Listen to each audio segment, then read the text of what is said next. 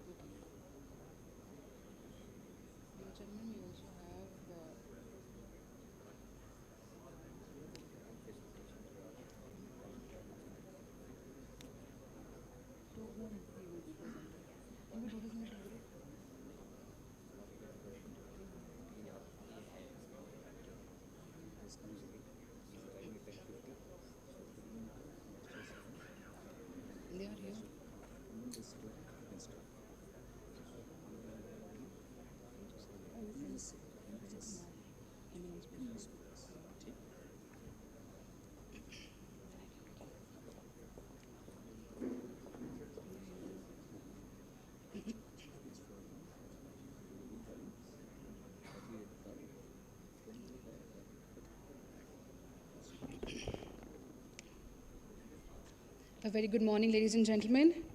I welcome our eminent speaker for the day, Ambassador Pankaj Saran and Vice Admiral S.J. Singh. On behalf of the Mechanized Infantry Regiment, Headquarters Southwestern Command, and the Center for Land Warfare Studies, it is my proud privilege to welcome all our distinguished veterans, serving officers, scholars, strategic thinkers, and honored guests for the 6th edition of the General K. Sundarji Memorial Lecture 2026. Being organized on the auspicious occasion of the 47th Raising Day of the regiment. The program for today is as displayed on the screen. We are privileged to have with us two distinguished speakers who will deliver their lectures, offering both international and defense perspective on today's theme, Challenges of Pursuing Strategic Autonomy in an Increasingly Fractious World. Ladies and gentlemen, before we proceed, a word about the man whose name this lecture proudly bears, and why it matters that we are here today. We revisit the extraordinary legacy of General Krishnaswamy Sundarji Param Vishisht Seva Medal, a leader who was in every sense transformational. He was not merely a distinguished Chief of Army Staff, but he was also a rare mind, a soldier who thought like a strategist and a strategist who never lost touch with the soldier. At a time when militaries across the world remained anchored in legacy doctrines, he envisioned a future where warfare would be fast, technology-driven, and multidimensional. He did not merely adapt to change, he anticipated it. It was this foresight that led to the creation of the Mechanized Infantry, a force built on speed, precision, and decisive action. Today, it stands not only as a combat arm, but as a lasting symbol of his belief that mobility and innovation would define the battlefields of tomorrow. But what truly set Gen Sundarji apart was the breadth and depth of his strategic thinking. He understood decades before it became widely accepted that national security is inherently multidimensional, that it demands not just military strength, but doctrinal innovation, technological foresight, nuclear prudence, and the capacity for a whole-of-nation response. He was also, in many ways, a diplomat in uniform, someone who understood that wars are prevented as much as through partnership as they are fought on the battlefield. Today, as we confront an era defined by hybrid threats, cyber warfare, gray zone conflict, and technological disruptions, his ideas resonate with a renewed urgency. The world he urged us to prepare for, fractious, fast-moving, and unforgiving, is the world now inhabit. And therefore, the theme of today's lecture, Challenges of Pursuing Strategic Autonomy in an Increasingly Fractious World, is not just relevant, it is deeply aligned with the essence of his life's work. We remember General K. Sundarji not as a figure of the past, but as a continuing guide. Because remembering him is not an act of nostalgia, it is an act of strategic clarity. And this lecture, therefore, is not simply a tribute, it's a continuation of his thought. Now, ladies and gentlemen, to set the tone for today's deliberation, we begin with a short film that traces the journey of a force born from his vision, the Mechanized Infantry, a force that embodies speed, strength, and transformation. Ladies and gentlemen, may I request everyone to kindly direct your attentions to the screen.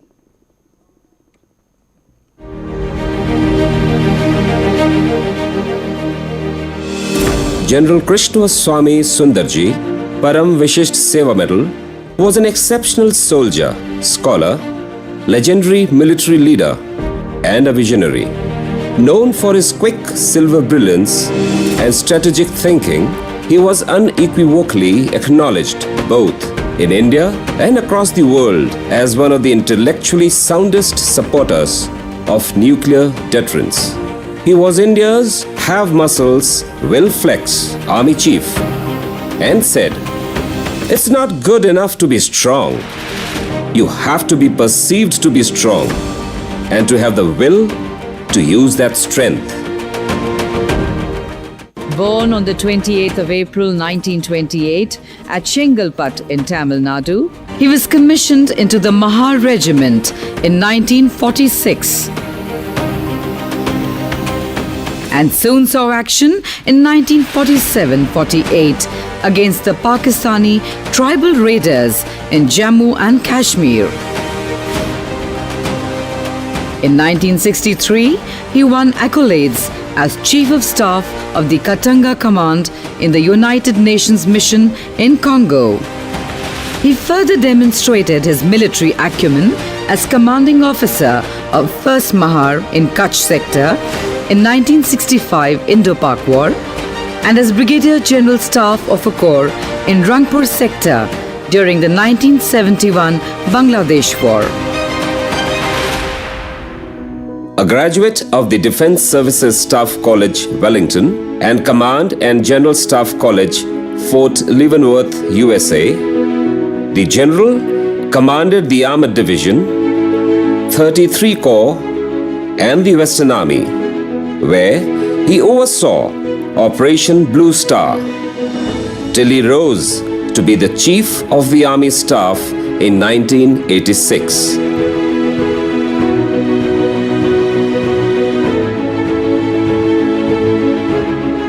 He was awarded Mention in Dispatches for his distinguished role with the UN troops and Param Vishisht Seva Medal in 1978 for his distinguished services of the most exceptional order. General Sundarji was flamboyant, donned black dungarees and black goggles, and had a penchant for being upfront by landing in choppers in the thick of battle and exercises.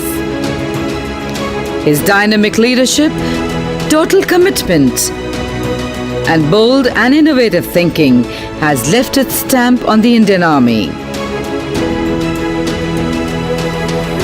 He firmly believed in the adage, "To win a battle, mobility of forces is essential. But to win a war, mental mobility of its commanders is a prerequisite."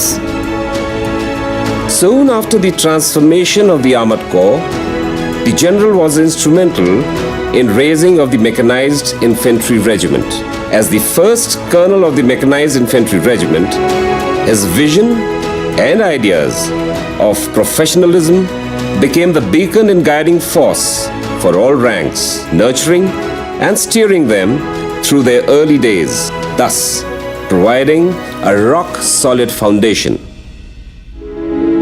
Rightly regarded as the father of the regiment, he remained a guiding star for the Mechanized Infantry, exhorting to always strive for excellence.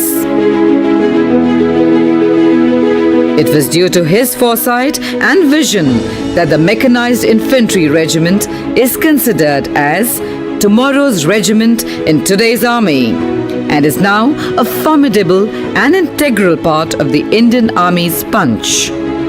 During his tenure as the Army Chief, General Sundarji vigorously pursued the reforms envisaged by General K.V. Krishna Rao's expert committee. He drafted Position Papers, the long-term threat evaluation up to 2015 to include the National Strategic Doctrine and visualized an integrated battlefield, not in terms of individual services, but the armed forces as a whole. Towards defense of the nation and India's role as a sub-regional power, General Sundarji's tenure as the chief was highlighted by eviction of Chinese army from Somdurongchu by quickly landing a brigade at Xinthang, north of Tawang, during Operation Falcon,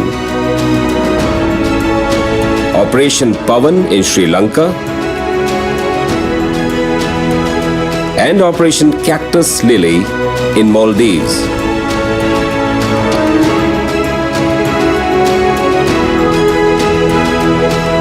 Amongst the Indian Army's most articulate generals, he conceived and conducted the Army's largest military exercise, Operation Brustax, near the Indo-Pak border on the Western Front. General Sundarji was the pioneer of nuclear doctrine and strategy in the Indian Army and wrote the Indian Nuclear Doctrine along with Admiral Tahiliani, the then Chief of Naval Staff.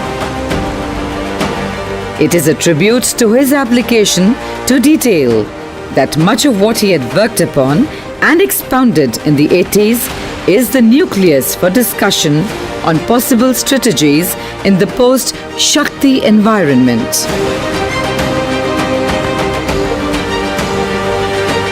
His book on the subject, The Blind Men of Hindustan, continues to be quoted even now. General Sundarji's bold conceptualization of Indian strategy, uncluttered vision, and a burning ambition to see the country miles ahead of its nearest rivals were classic. His book, Vision 2100, A Strategy for the 21st Century, is a magnum opus on his forward thinking about our security in the decades ahead. General Sundarji liked spending time with friends and family. He was equally socially active and would mix around with people and share light moments.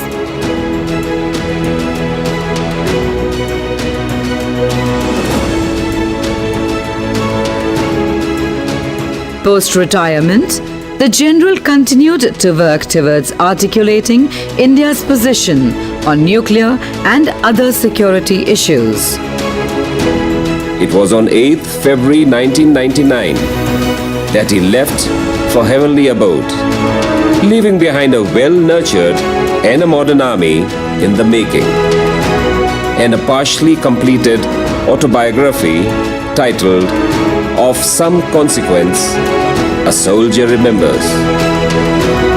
We salute this great son of the soil and the most charismatic leader of all times.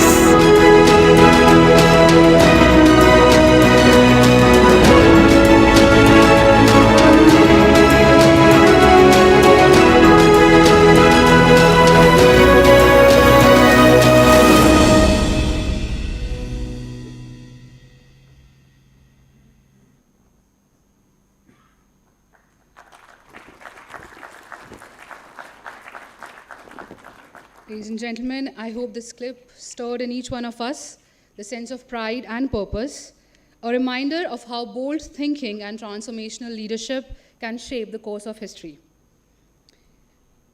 We now move on to our next segment of the program, the welcome address. May I have the honor of inviting Lieutenant General Dushyant Singh, Param Vishisht Seva Medal, Ati Vishisht Seva Medal, Director General, Center for Land Warfare Studies. Ladies and gentlemen, please join me in welcoming Lieutenant General Dushyant Singh on the stage.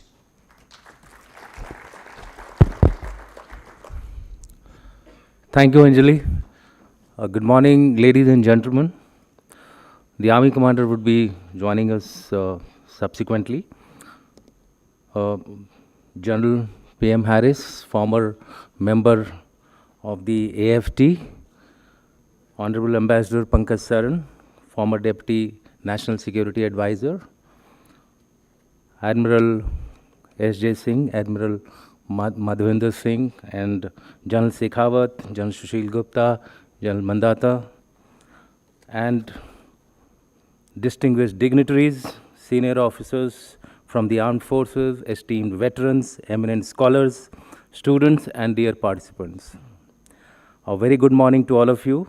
It's a matter of great honor and privilege to welcome you all to this prestigious General K. Sundarji Memorial Lecture on behalf of General Padam Shekhawat, Colonel of the Mechanized Infantry, and also the Chief of Staff of Southwestern Command, and of course, Center for Land Warfare Studies, which has been associated with this particular event for last so many years, and we have now made an endeavor to take this event out of Delhi. So last year we had done this particular event in Chandigarh.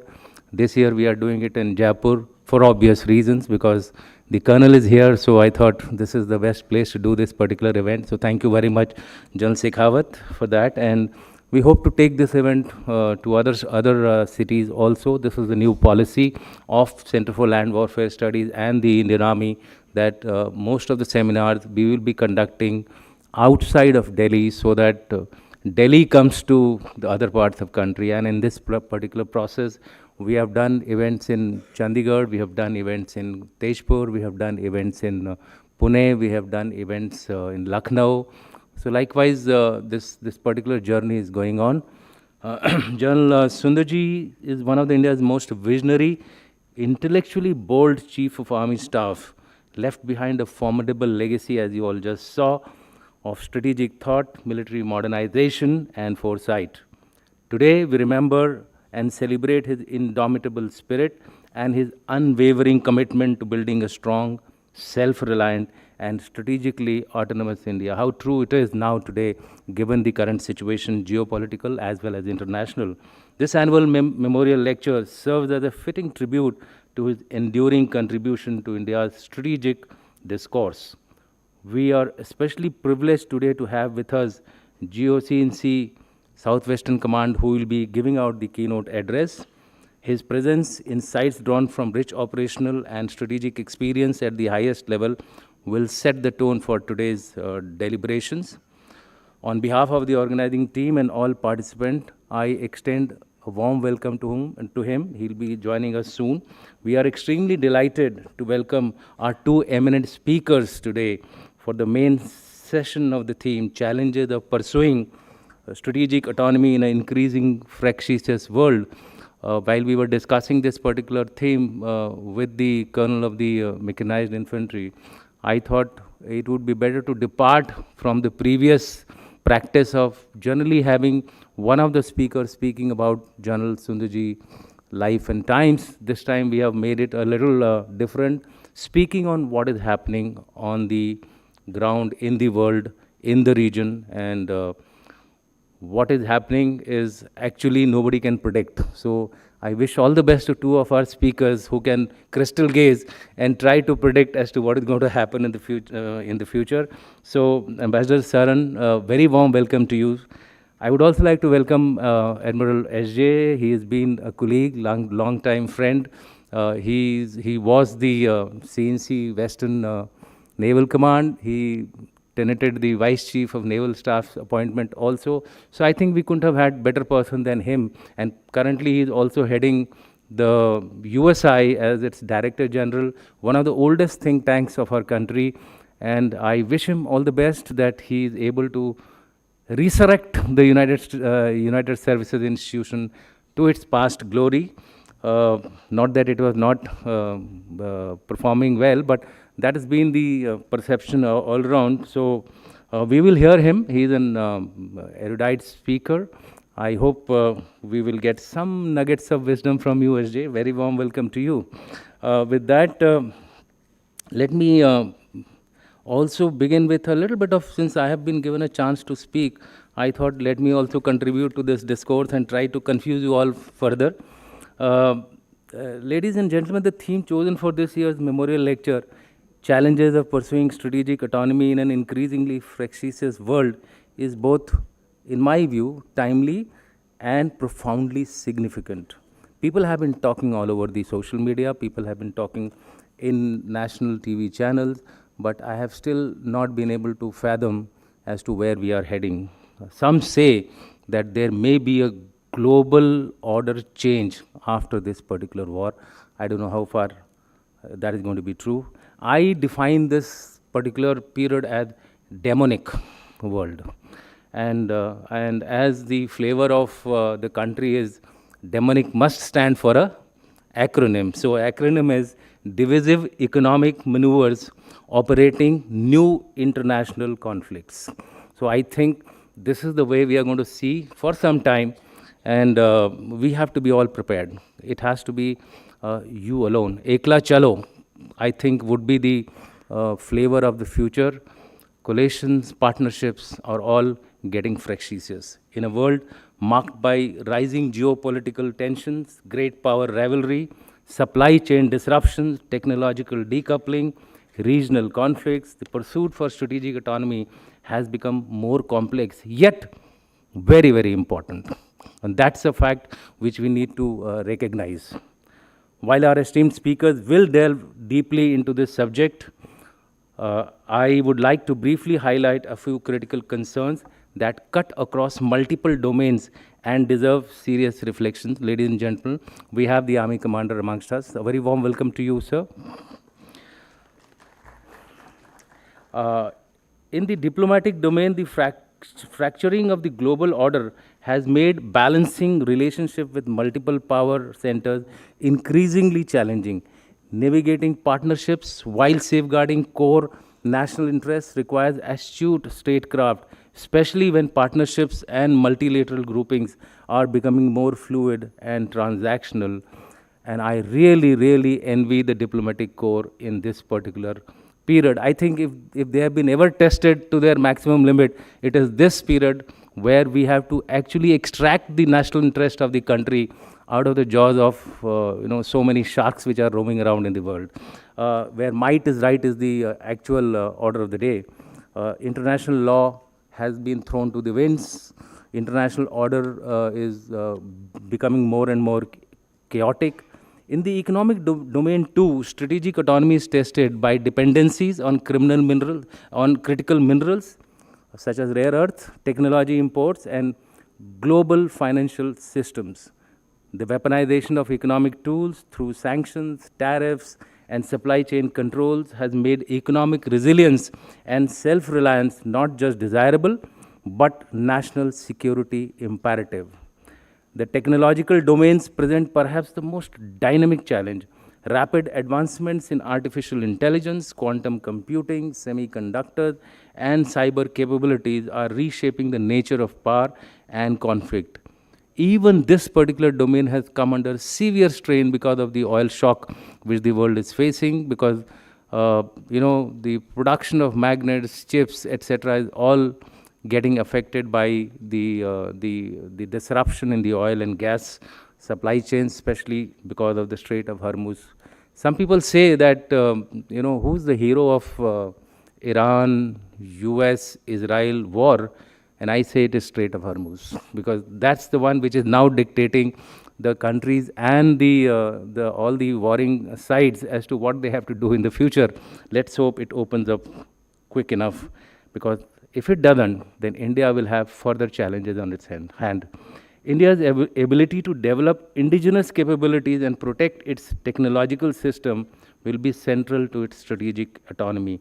In the defense domain too, the pursuit of self-reliance through initiatives like Atmanirbhar Bharat must contend with realities of modern warfare. Diversifying defense acquisitions, building robust indigenous manufacturing bases, and ensuring interoperability with partners without compromising operational independence remain the key concern. A particular crucial and an emerging dimension is the role of space-based assets. Today's space is no longer merely a domain of exploration, but a critical theater of strategic competition. Countries are rapidly developing counter competition. Countries are rapidly looking at space capabilities, anti-satellite weapons, and resilient satellite constellations for communication, navigation, intelligence, and missile warnings. You can see all this playing out in the Russia-Ukraine war, in the Israel-Hamas war, and now in the Iran-Israel-US war. Even the Iranians, I believe, are being indirectly supported by China via Russia through the land routes, especially of the components which are required for drones and missiles. And this is a cause of worry. There are some reports that the Russians may be sending mercenaries to boost the Iranian war-fighting capabilities should the boots on ground be sent by Trump, as he is threatening to do so. He has carried out build-up, whether it is a build-up to get Iran to agree to the 15-point program, that's only time will say.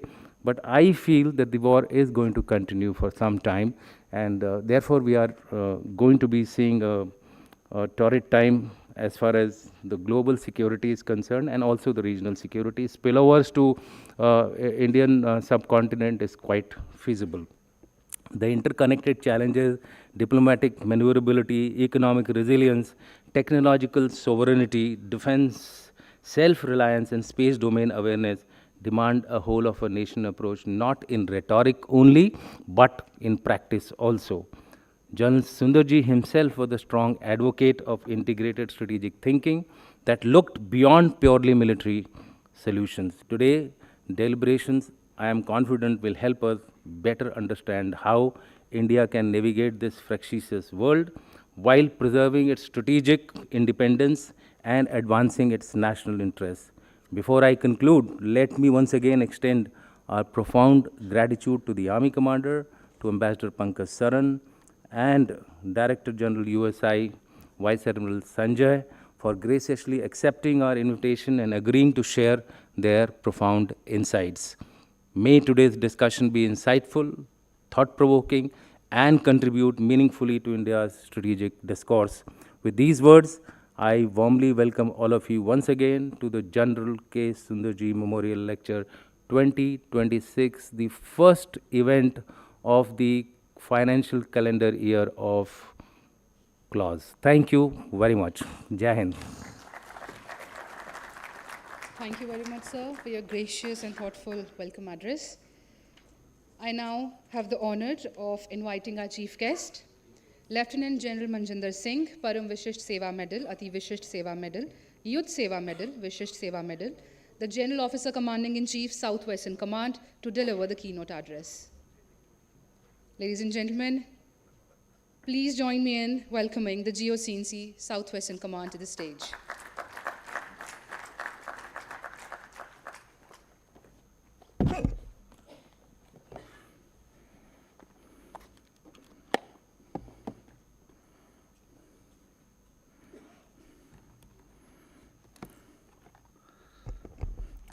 Thank you for giving me this honor to give the keynote address by the organizers of this very respected lecture.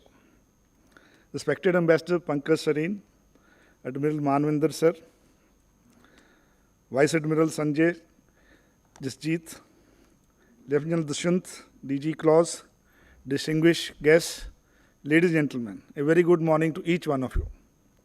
It's a matter of great honor and privilege to me to deliver this keynote address in this August gathering on the topic, the challenges of pursuing strategic autonomy in the increasingly fractious world, a subject that lies at the very heart of contemporary international relations. Gen Sundarji is one of the most far-sighted and visionary military commander India has ever had. This annual gathering is a tribute to the legendary leader whose legacy continues to illuminate our path as we navigate the complexities of rapid changing world. His tenure as Chief of Army Staff from 1986 to 1988 was a defining period in the history of the Indian leadership. Under his leadership, we also witnessed expansion of the Mechanised Infantry Regiment, transforming our armed forces into a more agile and formidable force. He is a transformative leader whose reforms has profound impact on the modernization of Indian Army. Coming on the emerging world order, we meet at a time when the global order is undergoing profound transformation. And I would like to read out from the Canadian PM, Mr. Mark Carney's remarks during World Economic Forum in January this year at Davos, Switzerland. What he says, we're in the midst of a rupture, not a transition. The end of nice story and beginning of the brutal reality, where geopolitics among great powers is not a subject of any constraint. Great powers have begun using economic integration as weapons, tariffs as leverage, financial infrastructures as cost, and supply chains as vulnerabilities to be exploited. These words of the Canadian PM aptly cover the world geopolitical situation today. The world order that emerged after disintegration of USSR is now slowly collapsing. A new global order seems to be taking shape. The change driven by a number of geopolitical events, including rapid rise of China, resurgence of Russia, advent of disruptive technologies, and emergence of new economies such as India, Brazil, Turkey, and Indonesia, has led to a diffusion of power between major global powers. The certainties that once defined international politics are steadily eroding, replaced by complex interplay of shifting alliances, competing interests, technological disruptions, and rising geopolitical tensions. These shifts in the power balance, disruptions, and uncertainties are the reasons for the conflicts we see in West Asia, the Middle East, and between Russia and Ukraine. In such an environment, the idea of strategic autonomy, once viewed as an aspirational principle, has now become a practical necessity of nations seeking to safeguard their sovereignty, economy, security, and long-term interests. A word about strategic autonomy. At its core, strategic autonomy refers to a nation's ability to make decisions based on its own interests, free from undue extreme pressure or dependence. It's not about isolation, nor it is about disintegration. Rather, it is about engaging with the world on one's own terms, maintaining the flexibility to cooperate, compete, or dissent as circumstances demand. Its key features are independent decision-making, diversified partnership, self-reliance in defense, energy and technology, and flexibility in diplomacy. In this emerging landscape, the idea of strategic autonomy has acquired renowned opponents, especially for a country like India, with a civilization depth, democratic foundations, and growing global aspirations. India and its strategic autonomy. India's strategic autonomy is deeply enriched into ancient principle of Vasudhaiva Kutumbakam, which translates to world is one family, which finds origin in the ancient Maha-Upanishads. This idea promotes a worldview in which all humans are viewed as members of a single family, fostering empathy and cross-border cooperations. This philosophy promotes the unity of all existence and is cornerstone of India's foreign policy. This approach has positioned India as a significant voice for global peace and the developed world, particularly in a multipolar world where power politics and competing national interests are more prevalent. Since independence, India's approach to the world has been guided by conviction that true sovereignty lies not merely in territorial integrity, but in the freedom to make independent choices. India's concept of such independence found expression in the non-aligned movement, which has presently transformed into a contemporary multi-aligned engagement. However, such multi-alignment engagement is much more complex than engagements we had in the bipolar Cold War era. It needs very delicate balancing act in the landscape that is not just multipolar, but also deeply contested. What are the challenges to pursuing strategic autonomy? The pursuit of such autonomy today is far more not straightforward. The world we inhabit is increasingly fragmented, politically, economically, and technologically. We are witnessing the emergence of multiple centers of influence, each shaping the global agenda in its own way. This fragmented presents both opportunities and challenges. On the one hand, it allows countries greater room to maneuver, to diversify partnership, and to avoid overdependence on a single power. On the other hand, it creates uncertainty, compels difficult choices, and often forces nations to navigate competing pressures. Economic interdependence, as once seen stabilizing force, has now become a source of vulnerability. Global supply chains, financial systems, and trade networks are deeply interconnected, making nations susceptible to external shocks and coercive measures. Recent disruption in global trade and energy markets have underscored how dependence can quickly turn into a strategic liability. In this context, achieving strategic autonomy necessitates a delicate recalibration of not only economic policies, but also technology, military, and diplomatic policies. India has placed renewed emphasis on economic resilience. Initiatives such as Atmanirbhar Bharat represents an effort to build domestic capacity while remaining globally engaged. Objective is self-reliance, self-isolation, but strategic capability. We are seeking to strengthen our manufacturing base, diversify trade partnership, and reduce vulnerabilities in a critical sector such as semiconductors, pharmaceuticals, and energy. At the same time, we continue to participate actively in global trade and investment networks. One of the most significant challenges in strategic autonomy stems from the intensification of great power competition. As major paths vie for influence across regions and domains, be it trade, technology, security, or ideology, smaller and middle powers often find themselves caught in cornerstones. Aligning too closely with one side may bring immediate benefits, but it can also limit long-term flexibility. Remaining equidistant, however, requires careful balancing and diplomatic firmness. Another dimension that complicates the pursuit of autonomy is the rapid advancement of technology. Emerging technologies such as artificial intelligence, cybersecurity, quantum computing, and advanced telecommunications are not merely tools of progress, they're instruments of power. Control over these technologies often translates into strategic advantages. However, if you do a scan of technological ecosystem world over, we will find that technology that will define future is dominated by a handful of global players, making it difficult for many countries to achieve true independence. Dependence on external technology can create vulnerabilities. At the same time, developing own indigenous technology capability requires significant investment in talent and time. Strategic autonomy in the technological domain is not about exclusion, but ensuring that dependence does not compromise sovereignty. Non-traditional security concerns. Security considerations further complicates matters. Traditional threats such as territorial disputes and military conflicts persist. At the same time, new challenges have emerged, including cyber warfare, information manipulation, and transnational threats. Addressing these requires cross-border cooperation, even as the countries seek to maintain their independence. No nation can address global challenges such as climate change, pandemic, or terrorism on its own.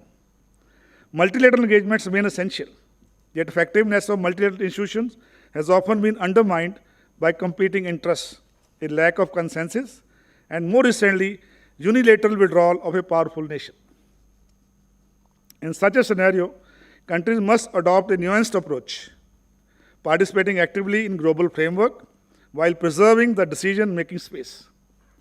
This requires not only diplomatic skill, but also clarity of purpose and consistency in policy. Managing perceptions. Another critical challenge lies in managing perceptions. Strategic autonomy is something misunderstood as ambiguity of indecision. In reality, it requires a clear articulation of national interest and transparent communication of policies. Countries must be able to explain the position effectively, both domestically and internationally, and build trust and avoid misinformation.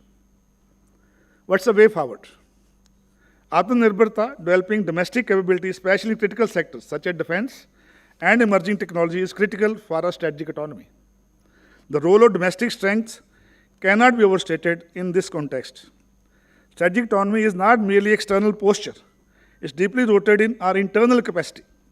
A nation's economic stability, technological capability, institutional robustness, and social cohesion all contribute to this ability to act independently. Investments in education, innovation, infrastructure, and governance are therefore integral to this pursuit. A strong domestic foundation enhances credibility abroad and provides resilience needed to withstand external pressures. Strategic partnerships. Equally important role of strategic partnerships. Strategic autonomy today is not about remaining equidistant of all parts. Rather, it is about engaging with multiple actors simultaneously without being constrained by a single relationship. It is about maximizing national interest in a world where rigid binaries have given way to overlapping networks of cooperations and competitions. Building partnerships based on mutual respect and shared interests allows nations to expand their options without compromising independence. Such partnerships must be flexible, issue-based, and forward-looking. They should enable cooperation areas of common interest while allowing room for divergence where necessary. This approach helps avoid rigidity of fixed alliances and preserve strategic space. Strengthening regional influence. Building regional connectivity and trust in South Asia and Indian Ocean region to counterbalance regional interest is critical to our strategic autonomy. Leadership. Leadership plays a vital role in this regard. Visionary leadership can guide nations through complex choices, balancing competing demands, and while staying true to the long-term goals. It requires the courage to make difficult decisions, the wisdom to anticipate consequences, and the flexibility to adapt to the changing circumstances. As we reflect on these challenges, it's also important to recognize the opportunities that lie ahead. A fractious world, while uncertain, also provides space for innovation in diplomacy, governance, and cooperation. Nations that can navigate complexity with agility and foresight are likely to emerge stronger. Strategic autonomy, therefore, should not be viewed as a static objective, but as a dynamic process, one that evolves with changing realities. It's about continuously assessing risks, recalibrating strategies, and aligning actions with national priorities. In conclusion, the pursuit of strategic autonomy in today's world is both challenge and an imperative. It demands a careful balancing of interest, a deep understanding of global dynamics, and a strong domestic foundation. It requires nations to engage with the world confidently, yet cautiously, cooperatively, and independently. As we listen to our distinguished speakers today, I am certain they will offer valuable insights into how these challenges can be addressed and how nations can chart a course that secures both their sovereignty and their prosperity. Let this seminar serve as a platform for thoughtful dialogue, informed debate, and collaborative thinking. The questions we explore today are not merely academic. They have profound implications for the future of global order and the role each nation seeks to play within it. I'd like to thank the organizers for choosing Jaipur for this very important lecture. And on that, I welcome all guests who have come to Jaipur Military Station on behalf of Southwestern Command. I hope you have a wonderful time also here, along with giving us your pearls of wisdom. And the people from Jaipur will benefit by this selection of choice. Thank you very much for the opportunity of keynote address. Jai Hind.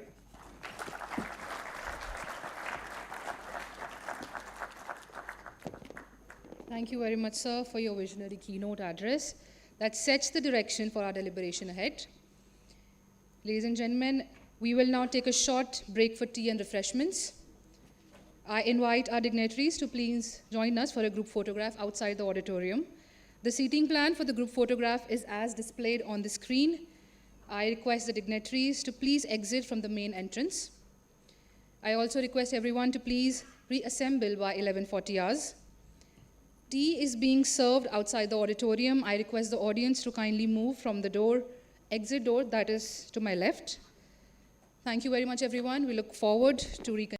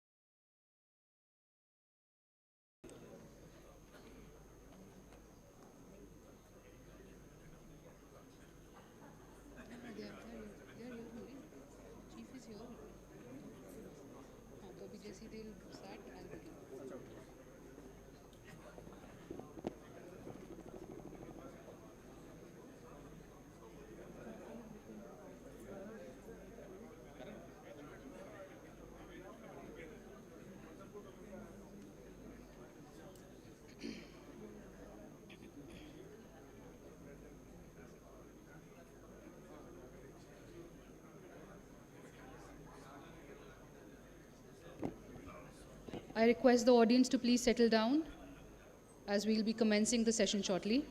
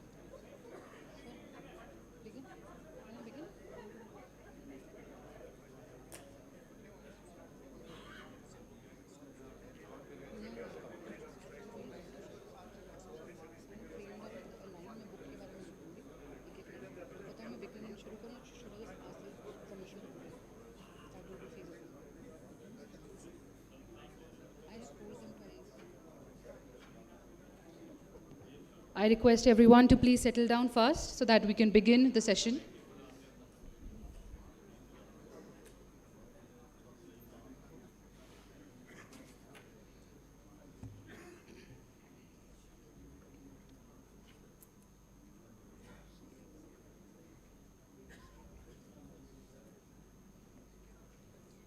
Welcome back, ladies and gentlemen.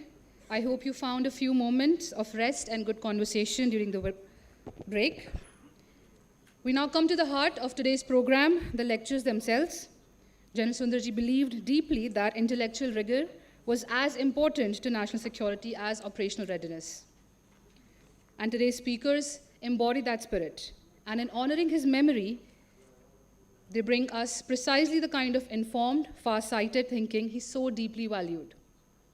Ladies and gentlemen, it is indeed an honor for me to introduce our first speaker of the day, Ambassador Pankaj Saran, one of India's most distinguished and respected diplomats, a man whose career has been defined by 4 decades of service at an intersection of foreign policy, strategic affairs, and national security.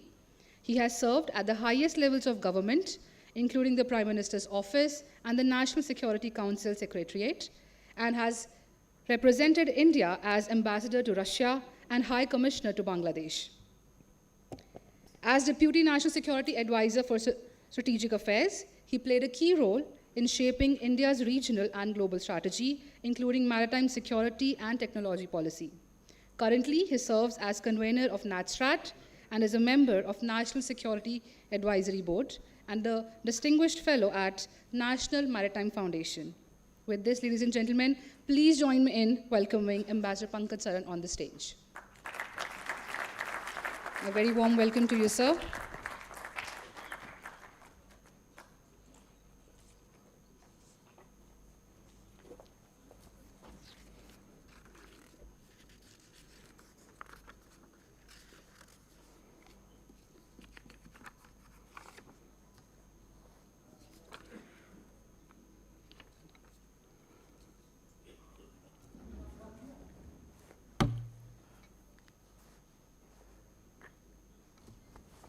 Good morning, ladies and gentlemen. Let me, at the outset, thank the Southwestern Command and Clause for inviting me to this very prestigious event and lecture. I want to begin by greeting and recognizing the Chief Secretary and a very good friend of mine, V. Srinivas, who's been kind enough to come away from his very, very difficult and complex duties. The General Officer in Commanding Southwestern Command, General Majinder Singh, thank you very much. The Director General of Clause, General Dushyant Singh. The Colonel of the Mechanized Infantry Regiment and Chief of Staff, General Padam Shekhawat. Director General, United Service Institute, Vice Admiral S.J. Singh, and all the other distinguished ladies and gentlemen and guests. It's a great pleasure to be back in this beautiful city, in this very prestigious command of the Indian Army, of which we are all very, very proud. Let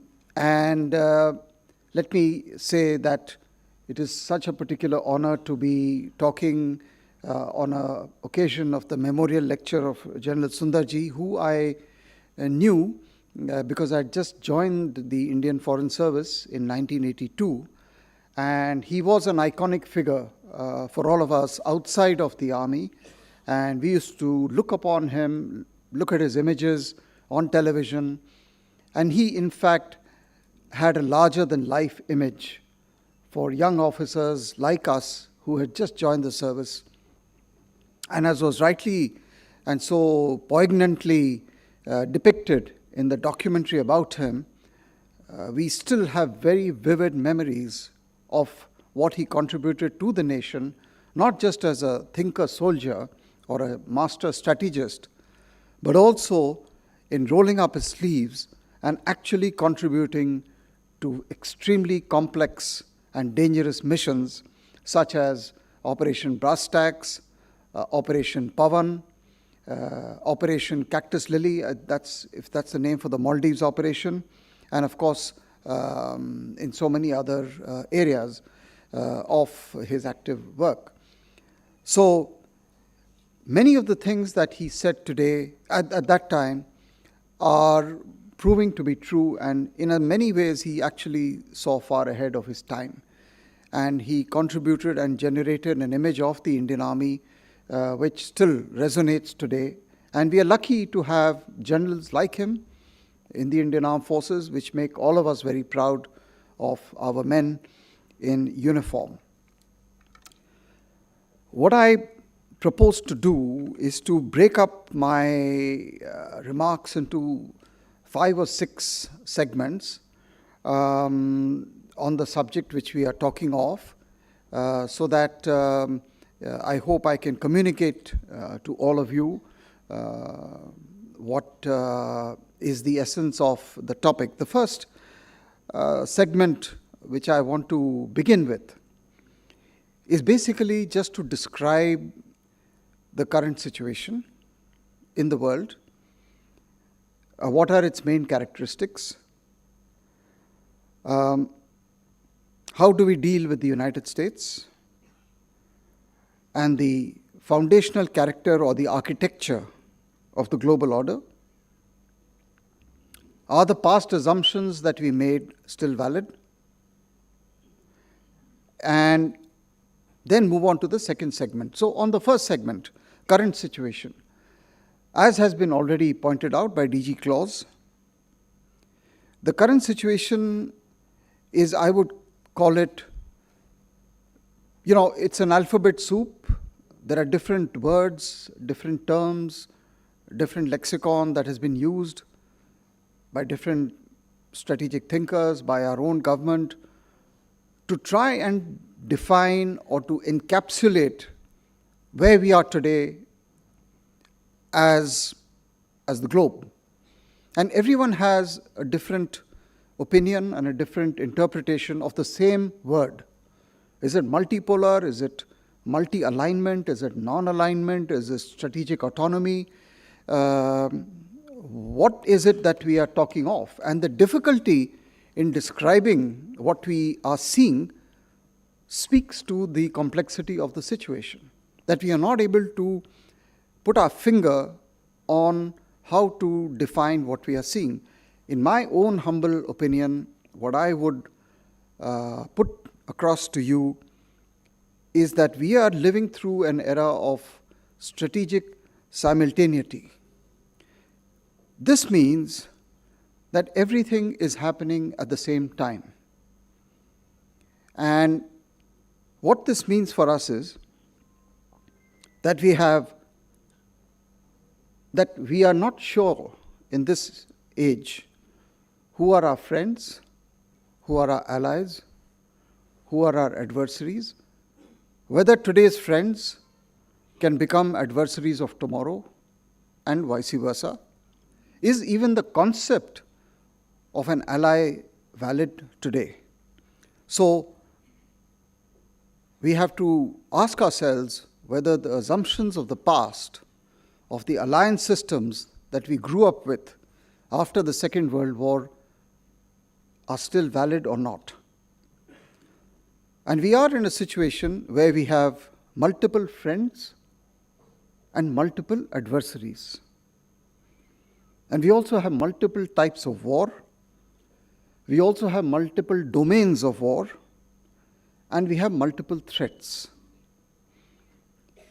And the situation today is that all of this is happening simultaneously.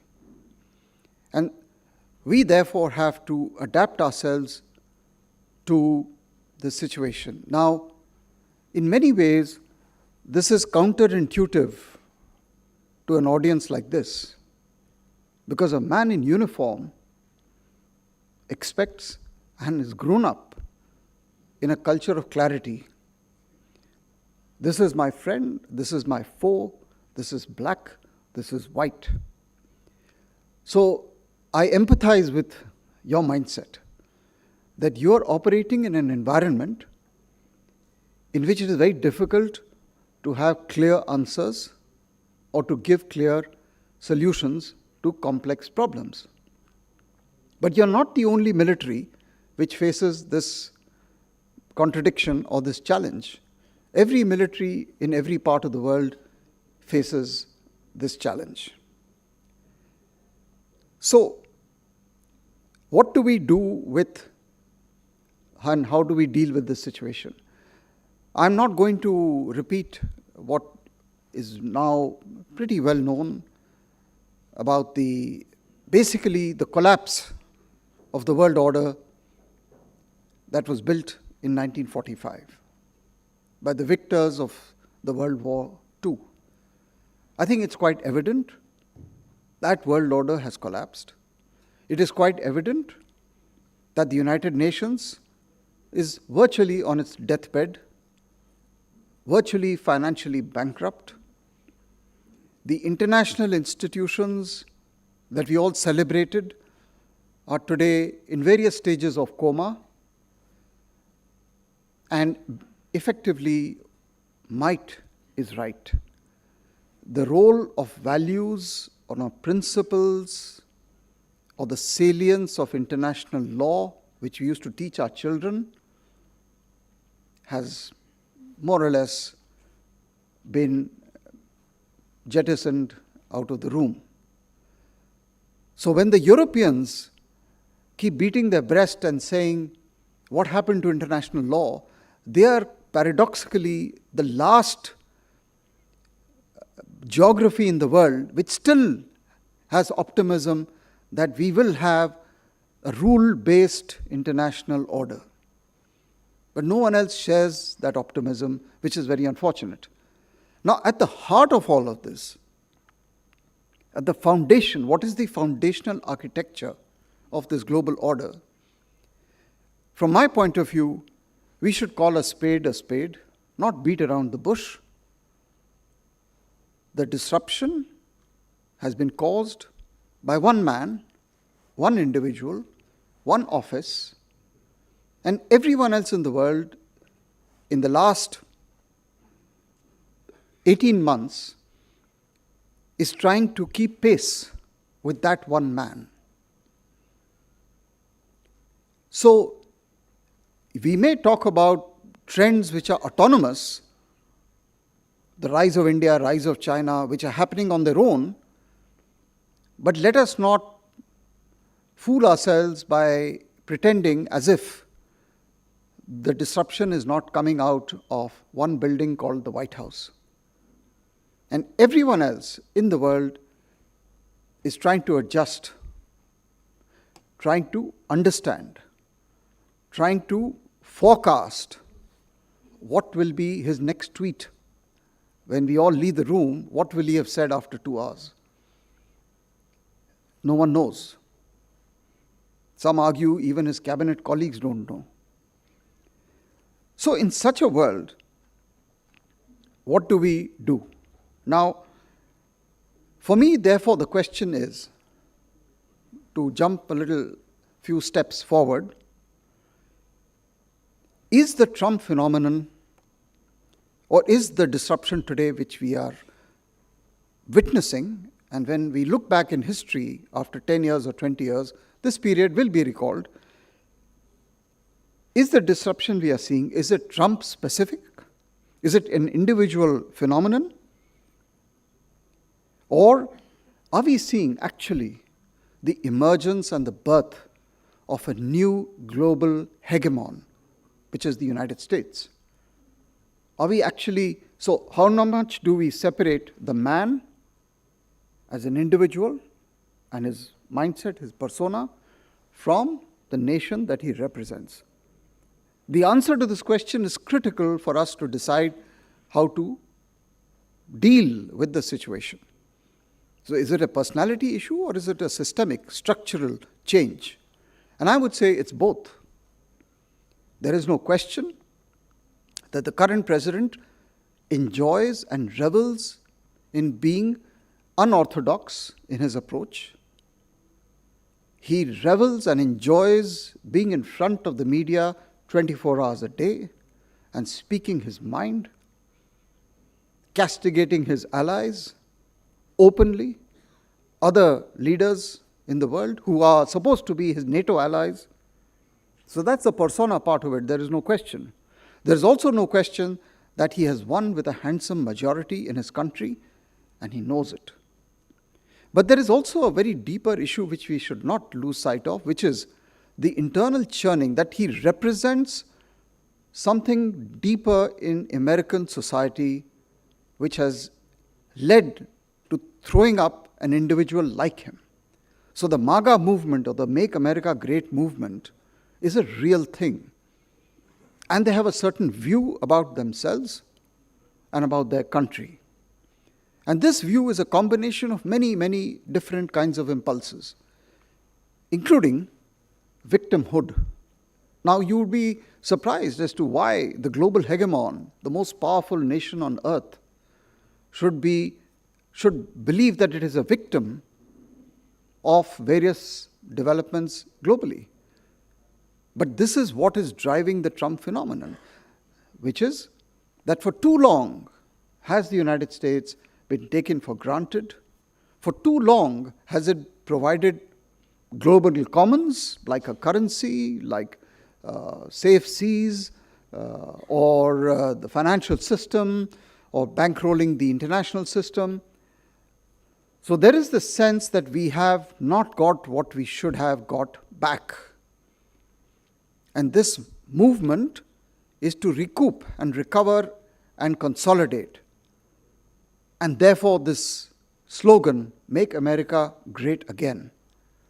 When you hear statements by senior cabinet officials, the Vice President, the Secretary of Defense, the Secretary of State, from day one, from January 2025, the doctrine is absolutely clear. And this has been written in their national defense strategy, national security strategy. But the doctrine is very clear. There is no confusion. We are number one. We will do whatever it takes to be number one. The time has come for everyone else to recognize this, to help us becoming and remaining number one. And this whole edifice that we had built in 80 years or over 80 years of globalization has failed America. They don't say it, but the imputation is we have been hollowed out, and the only beneficiary of globalization has been China. And in this vein, he is absolutely contemptuous of his predecessors, at least 2, 3, or 4 of them. And he has used the most unparliamentary language about his immediate predecessor, in public, in front of the eyes of the whole world, without any apology. So, if the proposition is that America that he represents a changed America, then it is very important for us to internalize this point, that will this disruption outlast 2028 when his term finishes. So can we go back to a pre-Trump era after 2028 or 29? That is the question which we must ask ourselves. My second segment is, so what should we look out for in the future? I would say, to cut through the weeds and go straight to the heart of the matter, look out for the evolution of the relationship between the established hegemon, the United States, and the emerging hegemon, which is China. And we have to ask ourselves and focus ourselves on what is going to be the shape of this contestation which will define the 21st century. What will be the elements of contestation, of conflict, of cooperation, and of management in this whole relationship? Some hints of this will come next month when the two leaders meet. And he has been in public saying and praising President Xi Jinping. What a great man he is. We have to see what is going to be the nature of that relationship. Within the American establishment, and within the establishment, within the White House, and within the White House, among those who are in the inner circle, there are huge differences on how to handle China. There are those who advocate an all-out conflict till the matter is settled once and for all. There are those who say China must be contained. It is an existential threat to the number one primacy of the United States. And then there are those who say we have to manage the competition. And there are the others who say we cannot live without China. We cannot de-link ourselves from China. We may have to de-risk, but we cannot de-link. And we are so integrated economically that there is no prospect for us, realistically speaking, to draw a line on the lines of the last Cold War between the two. So we are like this, we are integrated, and we have to live with that reality. The second thing what we have to look for is, what are the sources of instability and developments which will impact us as a nation as we ourselves grow bigger in every sense of the term, we integrate more with the global community, and identify those sources of instability and those developments. But broadly speaking, what we can say is that as we go forward in the next 10 years, and I believe the next 10 years for India are going to be extremely critical, is that because of the way we are and who we are, there is nothing that will happen in the world which will not impact us, either for the good or for the bad. We will be there everywhere. We will be affected by everything, either in the immediate neighborhood or in Alaska or in the Arctic. That luxury that we had of the 1950s and 60s of shutting our eyes, closing down, and saying, let me do my work, don't disturb me, I'm not interested, those days are gone. So you have to develop the capabilities to analyze and also to deal with both the punches and the blows and the opportunities. My third segment, what we have to ask ourselves, what do we need to achieve? Why are we doing all this? Why are we wasting our time thinking about the world? There is a purpose. There is a reason. What do we need to achieve? What are our goals? And therefore, what is or what should be India's grand strategy? What do we need to achieve? And I think here, unlike on maybe other issues, the consensus is much easier to arrive at. We know what we need to achieve. This has been spelt out in the Viksit Bharat vision. It has been codified in multiple books, literature. We know it. If I can just mention one metric, I would like to see if we can double our per capita income in the next 10 years. Of course, you can embellish this very simple metric with many other aspects. I don't want to do that because of shortage of time. Growth, growth, and growth. That has to be our mantra, because if you do not grow, all bets are off. But is that the only element? Not at all. I'm just simplifying it for the sake of this discussion. And so once we agree on what our goals are, the next question will arise. As I said, what is our grand strategy? Or put another way, what should be our grand strategy? So you have different elements. I'll just mention it to you. Technology, energy, economy, social sector, that whole package. And then, within this same segment, what lessons can India learn, or should we learn, from the successes and failures of other countries? And who can we compare ourselves to? Important question. What are the lessons we can learn from the United States, from China, from Europe, from Singapore, from Europe, from Germany, from Korea?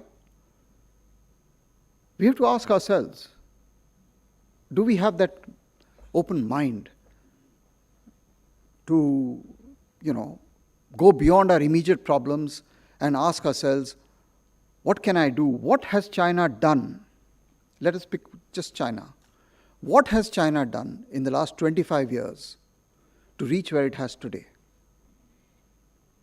Are we doing an honest assessment of what it has done? Yesterday, I was at a seminar. They are installing their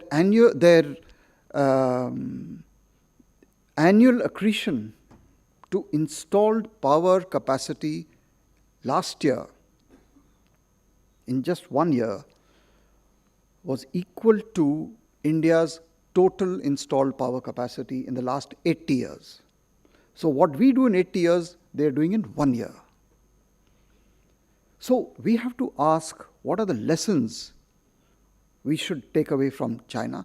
What are the lessons we should take away from the United States of being this unipolar entity with no competition to its power, to a situation where it is feeling threatened by the rise of other powers? What mistakes has the United States done to have found itself in this predicament, that from here you have fallen here? And that you have a whole group of countries who are biting at your back and who are rising. So what mistakes has the United States done? And what successes, or what are the positives that China has done to quietly but inexorably rise in every dimension of national power? So when we combine these two, what we need to achieve and what lessons others can teach us, we arrive at this proposition or this question: are we as a nation future ready? Are we confident? that we have the intellectual and other attributes of being able to deal with the future as it may be. Now, in the fourth segment, I thought I will just pick up 2 case studies to discuss the concept of strategic autonomy. Ukraine and Iran. In the case of Ukraine, what we showed to the world was our ability to handle our relationship with Russia, with Ukraine, with Europe, and the United States.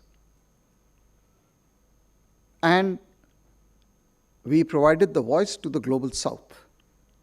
So we were doing everything.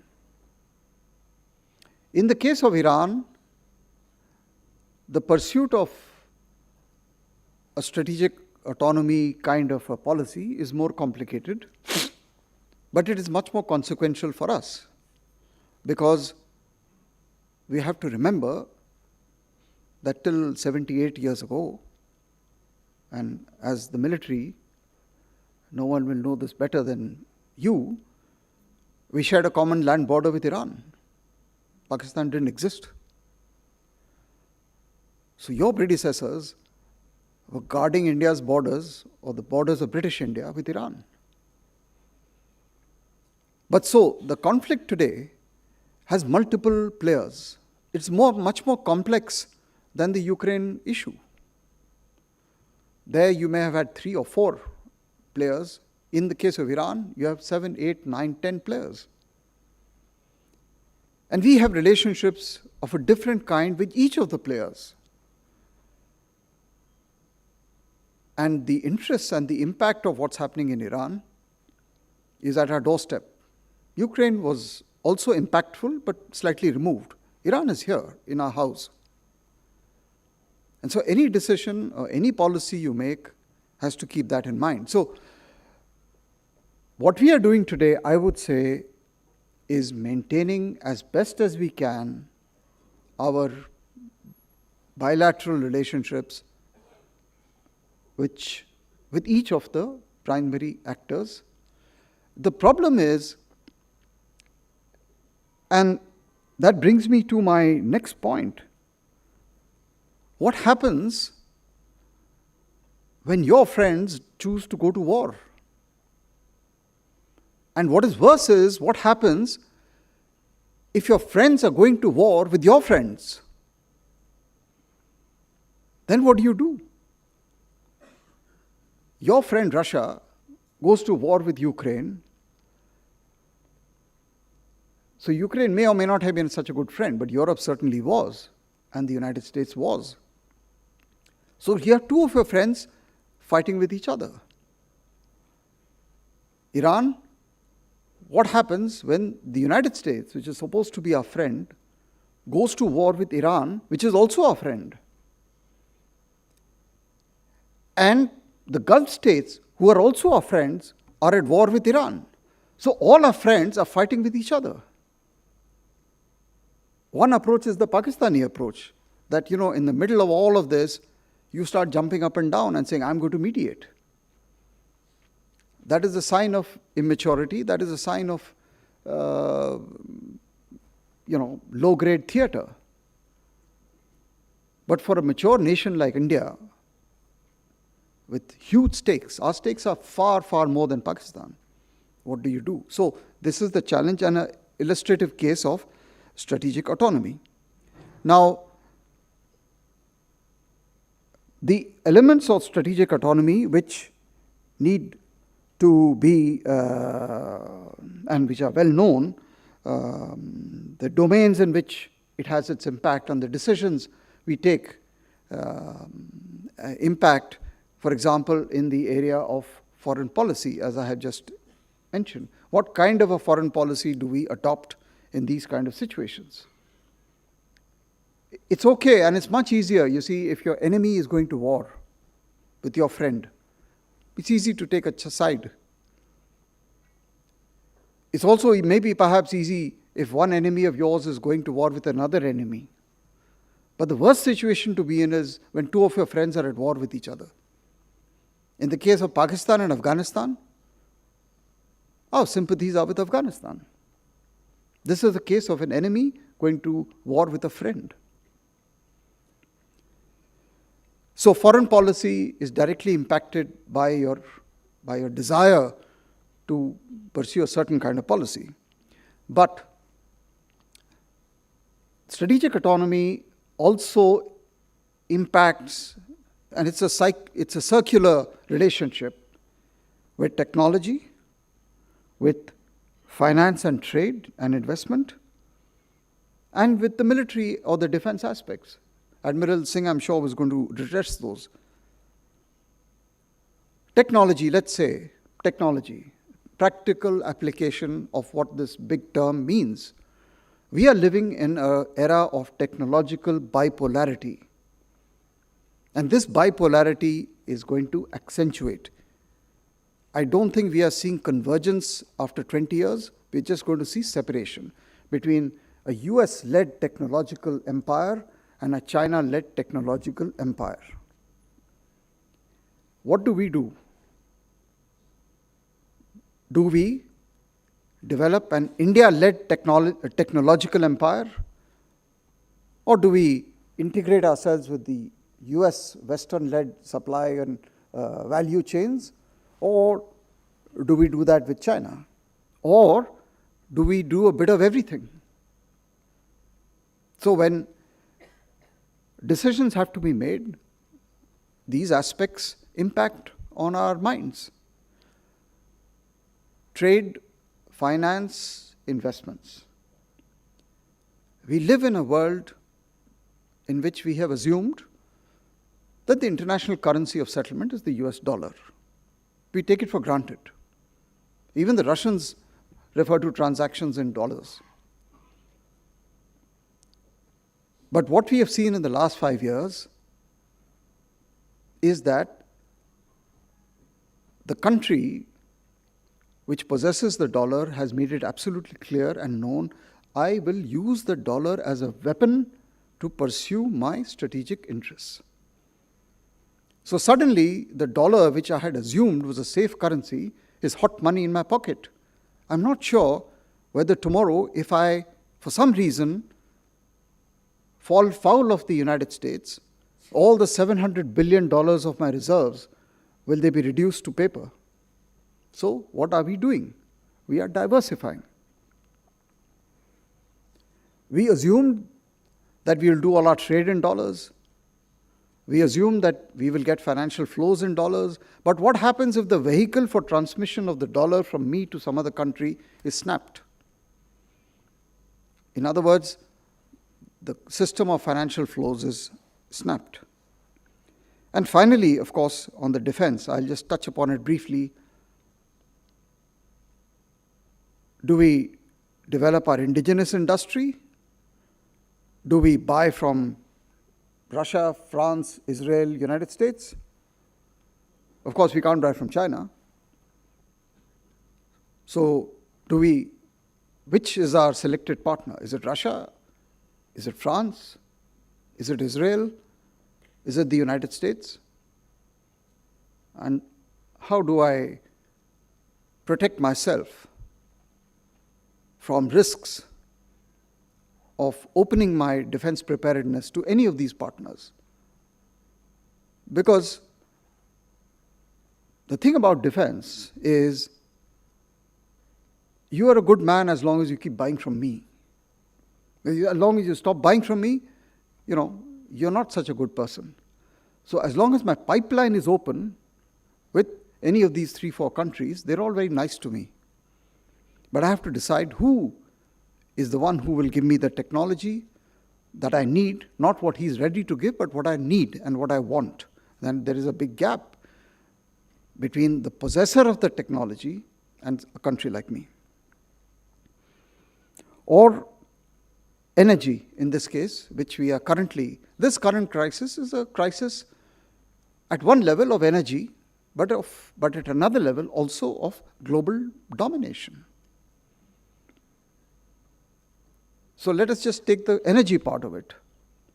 I have to decide, and I have to, when we are talking of being future ready, if 90% of my dependence is on imported energy, and I want to double my per capita income, and today my per capita consumption of electricity or energy is less than 1/3 of the global average, or in other words, India is not even in the top 100 countries of per capita energy consumption. And if I want to double this, where is my energy source? Your trucks and tanks run on energy.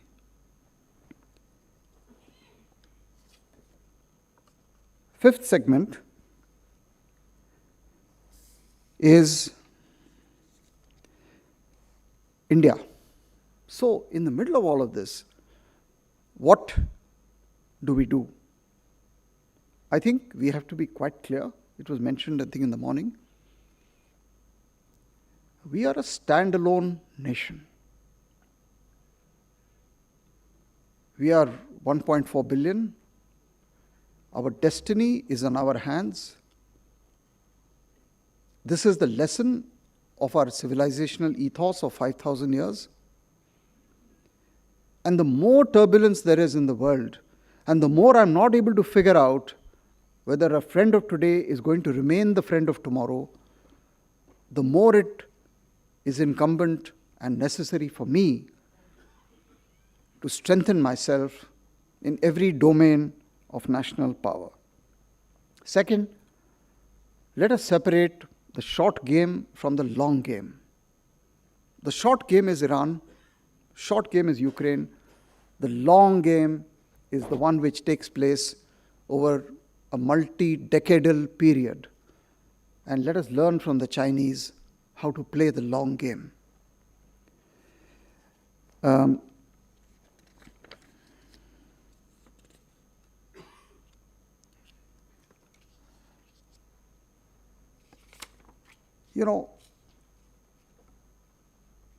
Leo Tolstoy wrote about war and peace.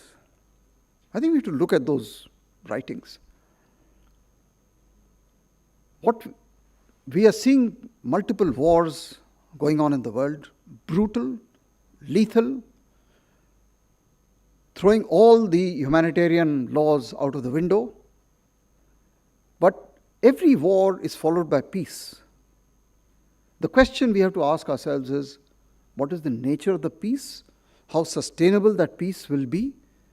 And how long-lasting will the peace be? And will the vanquished seek revenge on the victor?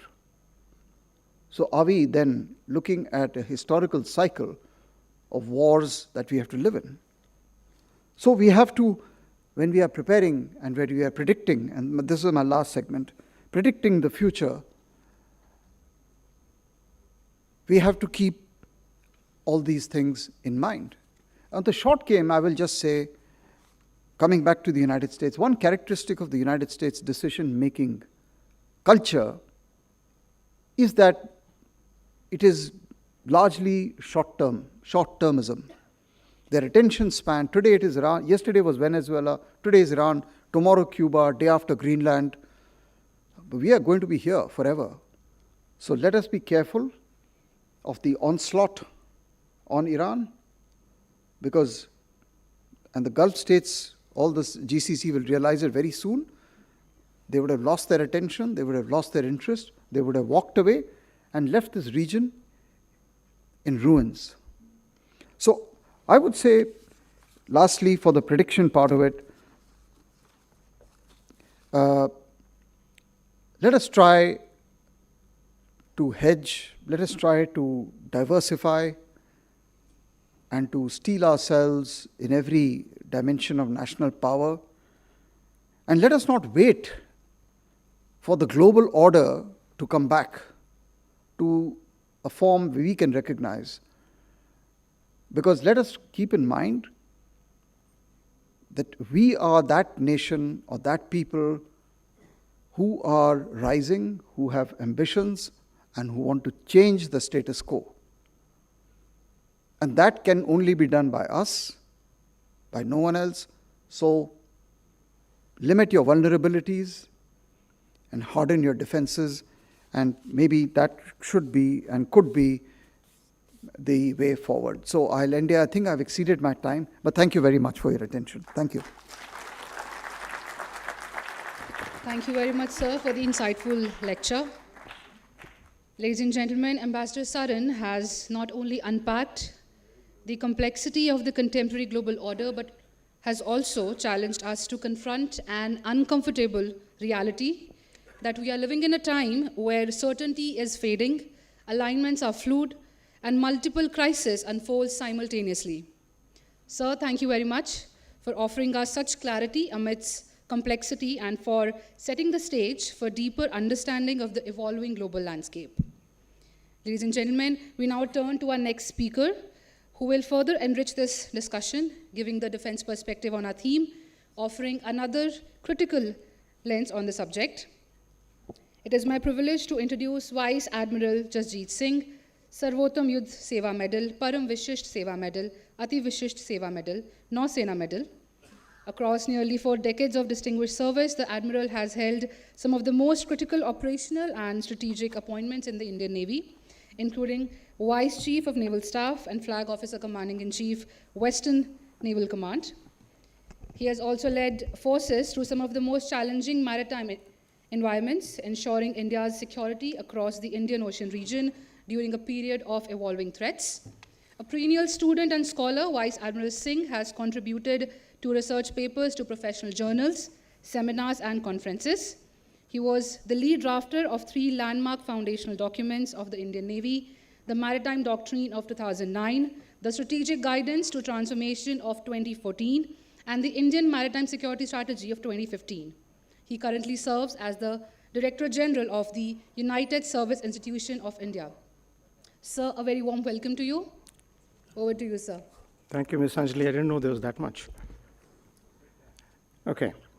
General Padam Singh Shekhawat, Colonel of the Mechanised Regiment and Chief Host, General Manjinder Singh, Army Commander and Chief Guest, Admiral Manjinder Singh, former Chief of Naval Staff, General Dushyant, Chief Curator and DG Clause, and Ambassador Pankaj Saran, Chief of NatStrat, and who set up a chiefly challenging task for me in following in his wake, General Officers, distinguished guests, Commanding Officers, ladies and gentlemen.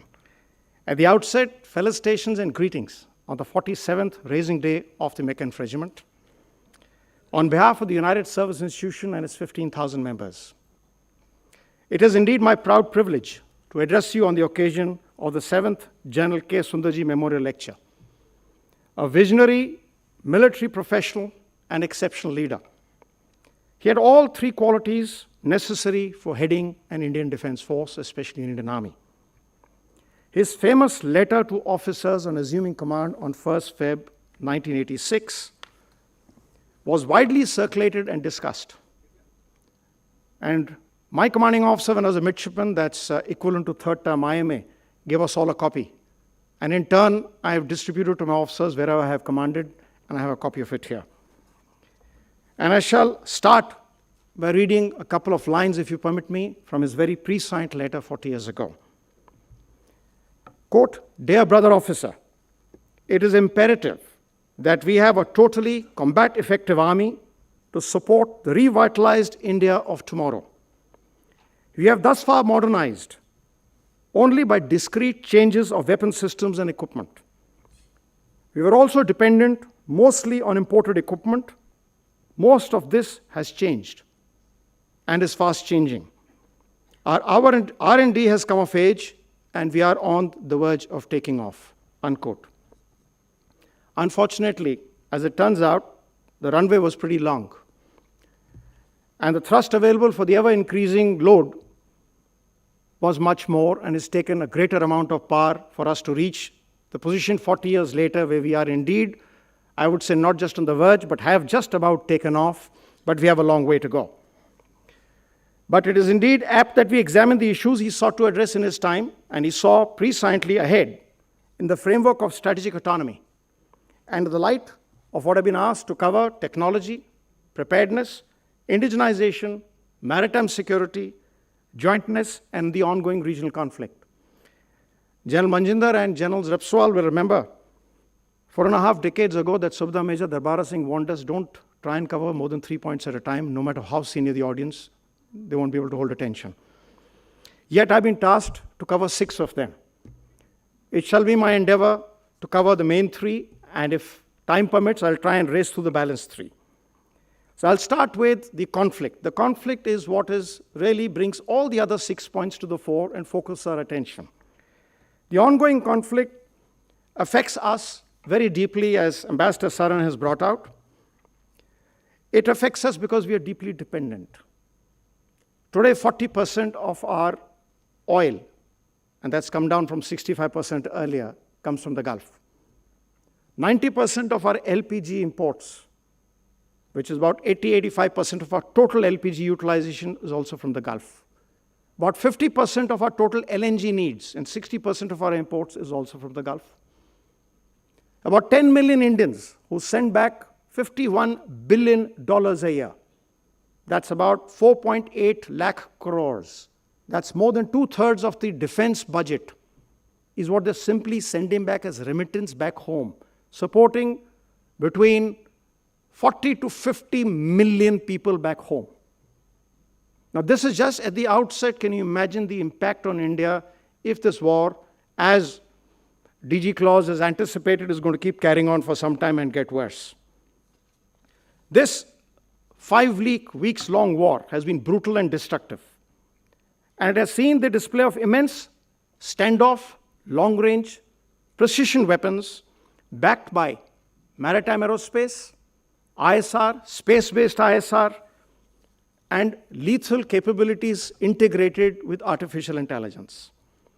While the US and Israel have rained immense destruction on Iran, it has been able to, so far, hold on and give back, if not in equal but substantial measure, causing insecurity and enhancing deterrence and concerns of what follows not tomorrow, but the day after tomorrow. There are many lessons for us from both sides, such as intelligence, advanced preparation, looking upon technological solutions, indigenization, contingency planning, and especially building up your doctrine and adapting your force structures and your warfighting plans as per the various requirements. Not just this, also the aspects which have come to fore with the Ukraine-Russian war and what is ongoing is sustainability, affordable defense, supply chain management, timely logistics, industrial capacity to deal with surge, and civil-military fusion. In all this, the question that comes back to us is all our wars have been shot. How do we prepare for the future if this is in any manner a precursor of what may come around in our region, whether we are pulled into it indirectly or we are the direct sufferer? The ability to deter becomes prominent. To be able to deter, you have to have credible defense forces, credible level of preparedness, credible level of technology, credible level of war fighting, and very, very credible communication to the other person that he understands the language in which you're speaking. And for a Western neighbor, that needs to be in Thet Punjabi. General Manjinder, you can do that job very well for all of us. In addition to that, so should deterrence not work, we need to be able to defend, absorb the blows, sustain, hit back, and eventually prevail. Now, the logistics trail we need for this, the depth of supplies, the training, the manpower orientation, the detailed contingency planning, backup planning to each of those, systems and communications, every one of those aspects which we have at various stages of development, the time is slipping by, they need to be strengthened, expanded, and advanced. The ongoing conflict has made this clear that even when we are not a direct belligerent, we are deeply affected. And we could get pulled in on the tertiary, on the sidelines, inadvertently, or in cases, we may have to willingly go into the zone to make sure that our core interests are protected. Militarily, this crisis highlights various vulnerabilities for us. The energy flow, as Ambassador Saran brought out, threatens our ability to be able to maintain our deterrence and defense. The maritime forces demands should we get sucked in to get more directly into the zone? And I'll come to that a little bit later. What is their capacity and capability vis-a-vis the rising threat and the areas of threat? If there should be a need for diaspora protection, for evacuation, whether non-combatant or under combat zones, the Indian Army's requirement of sea lift to create safe ports of disembarkation, to be able to harness 10 million Indians to get them out of their war zone, sea lift, diplomatic bandwidth, domain awareness, the entire range of ISR assets, various hostile actors who may utilize this instability and look at Mauke ka chauka and try and set off either terrorist incidents or a Galwan-like incident and threaten us on different fronts. Our ability to look at all of this while also carrying out a diplomatic and military balance, as Ambassador Saran has brought out, when your friend and friend and friend is fighting with friends, it sounds like somebody who said me, and me. In all these aspects, we are getting sucked in more and more. From a security perspective, the key takeaways are also stark. Our autonomy is tested not only by direct war with an adversary, as Ambassador Saran brought out. It is now getting tested by friends fighting friends. Our ability to manage shock from a non-Indian conflict, which degrades our deterrence vis-a-vis our real and potential enemies around the corner. So challenge for India is that strategic autonomy must not and will not be excised in a permissive environment, but in a hostile, uncertain, fluid and complex environment where distinction of our interests from those of our friends needs to be maintained with clear-eyed self-interest and focus. The pressures for us to choose on one side and the other, maintaining contact and management with both, but without pitching ourselves on either one or the other side. The pressures of dependence, that while we may be maintaining a certain distance, if the other side says for us or against us, and critical weapon supplies are choked or used as levers, our ability to rebound and create that indigenously to be able to maintain our deterrence and defense. The pressure of crisis, when energy flows start getting affected, when domestic situation gets getting troubled, it's exactly at that time you need to look towards your borders and not inwards. And we've seen that happening before. And the pressure of narratives. In today's day and age, where information warfare is continuous and 24/7 at all levels, how are we able to maintain our interests ahead? Second aspect that I'd like to speak on is maritime security. Now, maritime security in our discourse is something that we tend to forget looking upon our threats as continental. Now, I'll only quote from what the Honorable Raksha Mantri said 2 years ago. And he said, India is an island nation with land borders. Why does he say that? Because the maritime state of India is dependent upon energy flows by sea. Its trade is dependent upon secure sea lanes. Its economic stability is dependent upon maritime commerce. Its western seaboard is tied not just to the Gulf, but also to Europe. And its eastern seaboard is linked to the Indo-Pacific and the route which is coming from Japan, Korea, China, as well as the United States and Canada. Island territories we've been speaking of great strategic value. Now let's look at the Indian Ocean region. 35 to 38 countries, 25% of the globe's population, 66% of the world's oil, 50% of the world's container traffic, 33% of the cargo, 120,000 ships traverse the Indian Ocean region every year, passing close to our shores on sea lanes right around us. We have 21 nav areas in the world. Out of those, 5 of those are here in the Indian Ocean region, and nav area 8, which India administers, is the largest of them. We have got about 80% of the trade that goes through this region is extra-regional. We have just about 1,550 merchant vessels. That constitutes less than 1% of the world. Our shipbuilding has been growing at 2.9% to 3% CAGR for the last 40 years. Yet, despite all of this, China has 50% of the world's share. Our share remains 0.99% of the world's shipbuilding. South Korea has about 24%, and Japan has 16%. We have invested 40,000 crores in the last financial year to boost our shipbuilding. Reforms have been brought in. We're forming consortiums to buy out from international shipping lines large VLCCs and look at 1,000 more ships in the next 10 years. Yet, ladies and gentlemen, our percentage of trade carried on Indian vessels has been dropping year on year. 40 years ago, when Gen Sundarji wrote his letter, 40% of India's trade was being carried on Indian flagged vessels.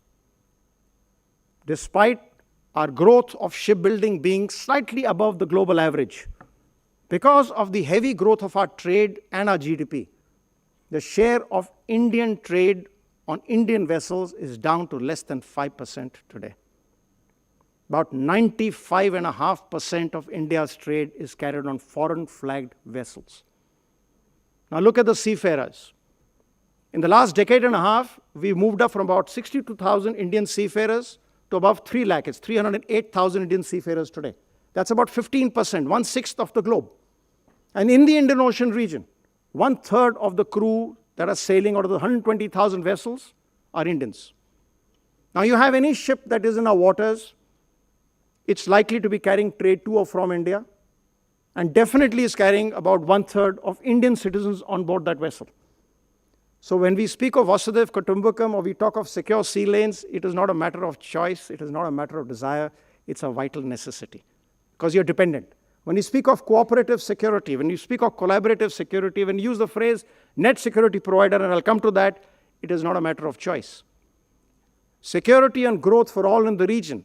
Ambassador Pankaj Saran brought out, as did DG Claus, your growth is essential. For that growth, your security is essential. And that security primarily today, let me be provocative, the greatest challenge to it is out at sea.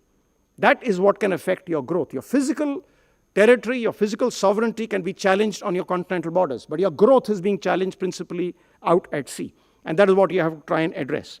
Now, when we speak about maritime security in a larger framework, what actions do we need to take? And what is it that we are trying to protect beyond this? Now look at just the oil growth, the oil trade. Today, our oil demand is about 242 million metric tons. Our domestic production is 10.5%. Half of that is offshore. Out of the 89.5% what we are importing, 25% is re-exported across the seas in petroleum products. If you total it up, your entire energy dependence on the seas hits at about 96, 97% today.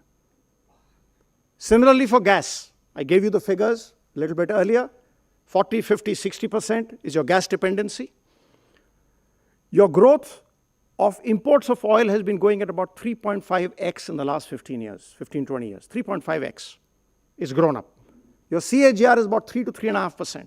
At this rate, unless we are able to discover greater amount of residential, which is attempts are going on, your dependence on the seas and imports are going to rise to 98 to 99%. And any oil that you find domestically mostly is going to be in the offshore regions. So again, getting back to maritime security.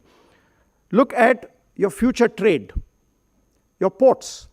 Your ports in 2010 had a combined major ports capacity of about 650 million tons. Today is 2,500 million tons. In another 10 years, it will be between 3,300 to 3,500 million tons. So your growth of your ports capacity has been going at about 10% CAGR in the last 10 to 15 years. Planning and catering for the time, exactly as you did with the refineries, where you became surplus, and you're able to capitalize on your energy security because you had that capacity, is your port capacity is building up. As part of Sagarmala, all of you are seeing the highways growing, but what you're not seeing is these highways are all finally ending up at a port because that's where your trade is taking place. 95% of your trade by volume is by sea. We had our average turnaround time 10 years ago used to be about 100 hours at our ports.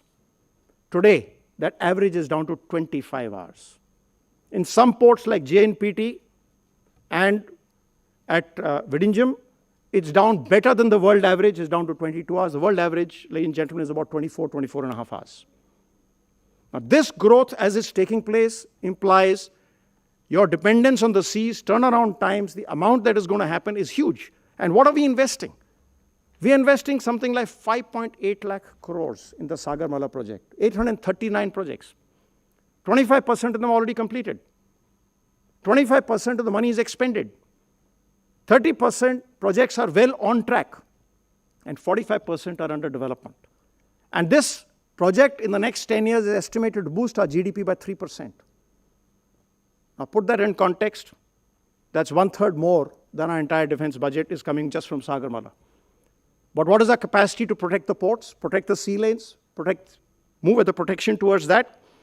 What about fisheries? We have had an average growth of fisheries and fish production at about 7.9 to 8% in the last 10 to 15 years. Most of this growth is taking place in inland fishing. 75% of it is inland. Only 25% of it is marine fishing. In fact, out of the 308,000 fishing vessels that we have, less than 25% are capable of going more than 50 miles from the coast. And less than 100 are capable of going more than 200 nautical miles from the coast. It's said, sadly, that most of the fish in our EEZ die from old age. But we will be turning around and putting, as the boost is given, about 2,500 crores was given last year to the Fisheries Development Fund, FIDF, Infrastructure and Development Fund. In the coming years, you're going to be having similar kind of mechanized fishing vessels that we see from China, Taiwan, and the others. What will that do to the traffic off your coast? What will that do to your trade? What will that do to your regulatory bodies? As it is, your maritime search and rescue region is amongst the largest in this region, 4.6 million square kilometers. And you have a small coast guard that is the National SAR Agency, supported by the Navy and the Air Force. Yet the number of events at which you had to respond to HADR, to maritime search and rescue, to non-combatant evacuations is rising. Your non-traditional threats, piracy, terrorism, drone attacks, illegal and unregulated fishing, the anti-narcotics operation, all of this is rising. Now, in order to deal with this, one is the maritime safety, the second is the maritime security. There is no doubt that you cannot do it alone. While the Navy is being growing, it is still the smallest, the budget is still the smallest, and whatever we do, it will remain that way for some time to come. So this strategy has been cooperative and collaborative with others, which means you need to create net maritime security in these waters. You're dependent upon it for your own growth. It's an essential requirement. How do you do it?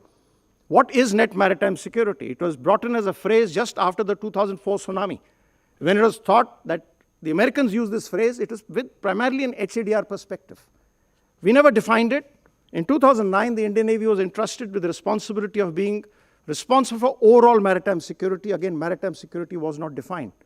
How it has been defined since then in the Indian Navy's doctrine documents by the National Security Council, as well as the Indian security strategy, maritime security strategy, is it depends upon creating and shaping a favorable and positive maritime environment, which means you work to build up a benign environment, maintain presence, maintain maritime domain awareness, cooperate with others, give them technical assistance, give them training assistance, give them hydrographic assistance, and try and see that no threats rise. And if threats rise, you respond in a swift and positive manner to be able to put out the fire before it becomes large. All naval personnel especially remember that as long as a fire is minor, you can control it.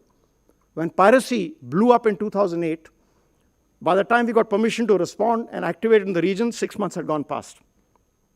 It took us 2.5 years to push it back. It had spread all the way across the Arabian Sea up to our EEZ, costing the world $18 billion a year. It took very robust operations. We foiled about 45 piracy attacks. Out of that, only 7 were in the Gulf of Aden. The balance, 38 were all in the Arabian Sea. 2 years ago, when piracy again came into resurgence in the wake of the Red Sea and the Israel-Gaza conflict, we responded immediately. Within 3 months, we were able to put out the fire of piracy, push it back, foiled about 7 to 8 piracy attacks, captured 64 pirates, brought them home, by which time we had a law to be able to prosecute them. The ability to respond by being present in vast areas through mission-based deployment, in cooperation with the others, having intelligence or information sharing, these are vital to developing maritime security. But all of this is up to a certain point. Anti-narcotics, today narcotics is not just by boats, it is by sea coming in by drones. Your ability to monitor the seas, be present, maintain domain awareness, and respond with flexible rules of engagement as per the defined contingency planning is vital to be able to maintain maritime security. Now, let me move on to jointness. Now, first part of jointness, I will repeat what is well accepted and well known. And the second part, I will be slightly provocative. The first part about jointness, there is no doubt that we need to be joint, because modern warfare punishes fragmentation. No service can fight alone in isolation. The battlefield is interconnected. Sensors, shooters, networks, data, electronic warfare, cyber effects, precision fires, logistics, command systems, everything has to be in an integrated manner. So jointness is not an administrative reform, it's a strategic necessity. Question is, how? The approach that we have followed, and here is where I'm going to be provocative, and General Manjinder knows this well because he heard me saying this many a times.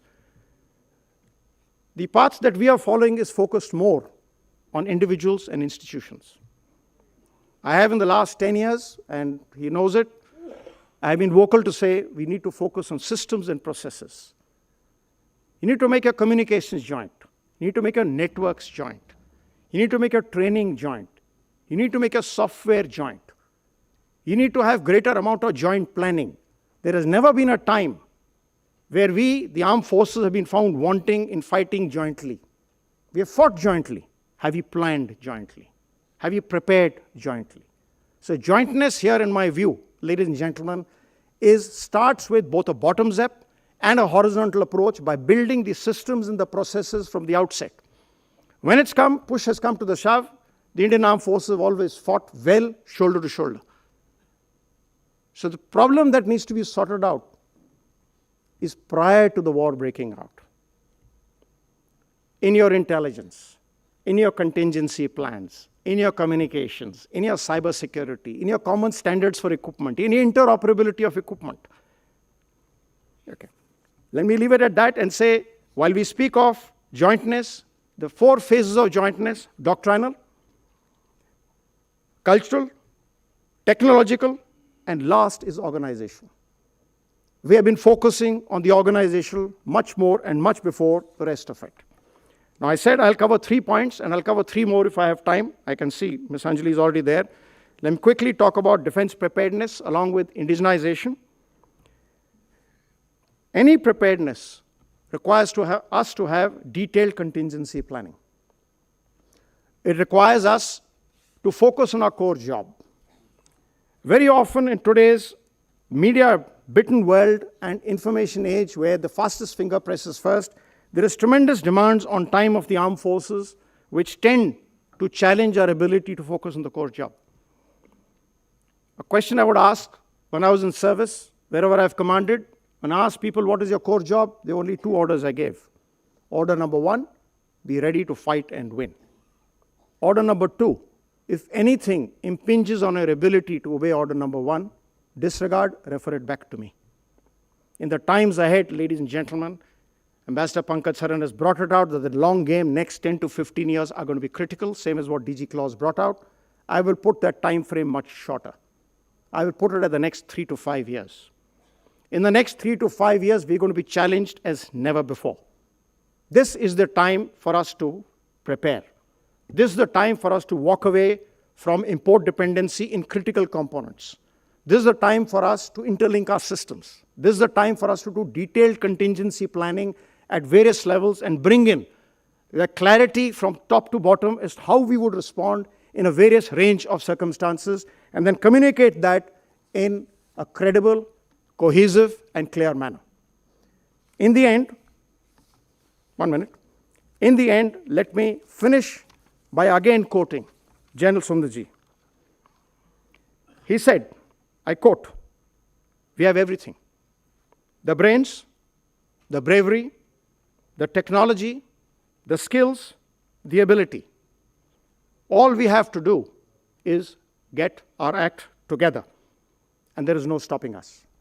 Thank you, ladies and gentlemen, for your attention.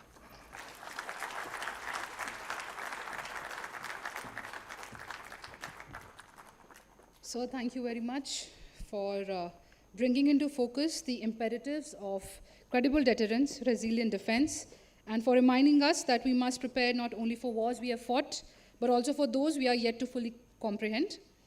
Ladies and gentlemen, the combined wisdom shared by both the speakers today has given us an exceptional prism through which we need to understand the strategic challenges and opportunities that lies ahead for India.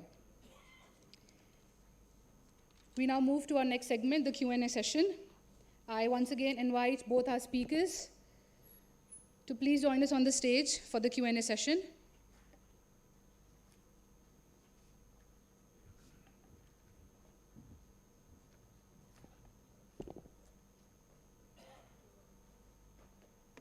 The house is now open for Q&A session. I request the audience to kindly use the mic and introduce themselves before asking the question to the concerned speakers. Yes, sir, you can begin.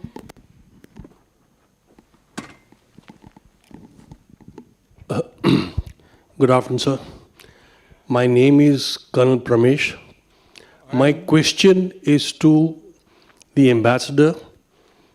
The first part is a disagreement and then is a question. My disagreement is that the term that has been used about 4 or 5 times in your talk was we have multiple friends. A person or a nation which has multiple friends actually has none. We have multiple acquaintances and a few friends. That we should be very clear about, that who is going to be our friend. And of course, there are acquaintances, so we are cordial with all of them. So that is part one of my disagreeing on the term being used.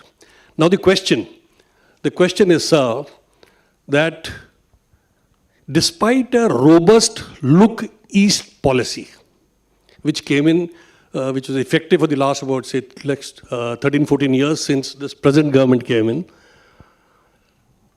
how come we messed up Bangladesh? Why didn't we understand what's happening inside Bangladesh? Despite having a robust intelligence network, despite winning the 71 war, having 93,000 prisoners, the army sweated it out in Bangladesh. And for all that we knew till now was that Bangladesh was a very strong ally and a good friend. Now we have an enemy on our doorstep, even in the east. Thank you very much. So over to you. Yes, sir. Okay, can we have one more question, please? Can we have the mic? Yes, sir.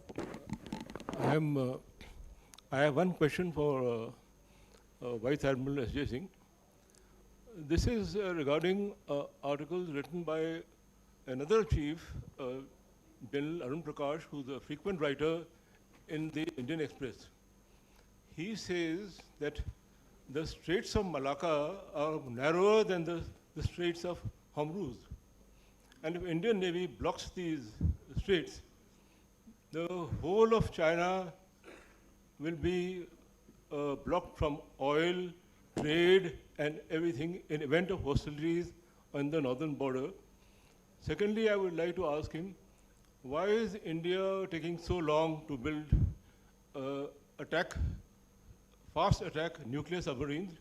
And secondly, why are we so short, or we don't have nil minesweepers?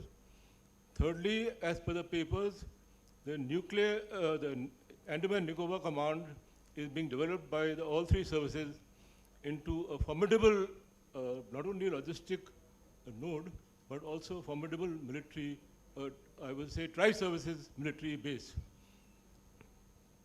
Thank you, sir. We can have one more question.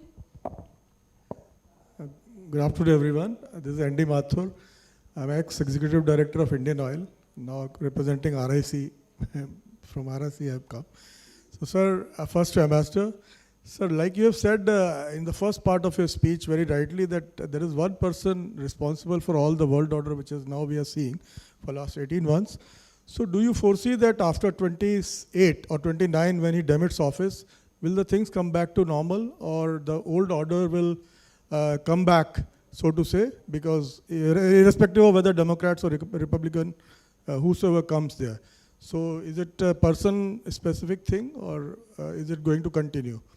And second, to Admiral, I would say, Vice Admiral Singh, I would say that, sir, you have very rightly said about the maritime security, but I think I would like to hear you about our Quad, this thing. You have not referred to the Quad strategy which we are now following. So speaking of friends and foes, whatever, but whether we would be continuing that and how it will impact our status. Thank you, sir. So we can proceed with the...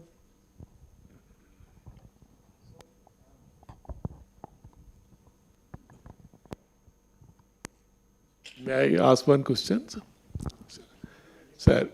So, to the first gentleman, I mean, to your two comment and question. So, there is a third category apart from friends and acquaintances, which is called BFF, best friends forever. So, we have to also, between the friends, make that distinction and ask ourselves whether in international relations there is something called a BFF. But I agree with you that there is a distinction on kinds of friends you have. There are fair weather friends. There are fly-by-night friends. There are friends who are with you in bad times, in good times. And of course, there are acquaintances. We know who they are. And we deal with them like acquaintances, not like friends.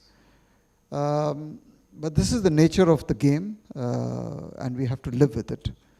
And so I am in agreement with your observation. On the Bangladesh question, yes and no. I mean, it depends what you mean by messed up. I mean, for example, could we have prevented what happened in August 24?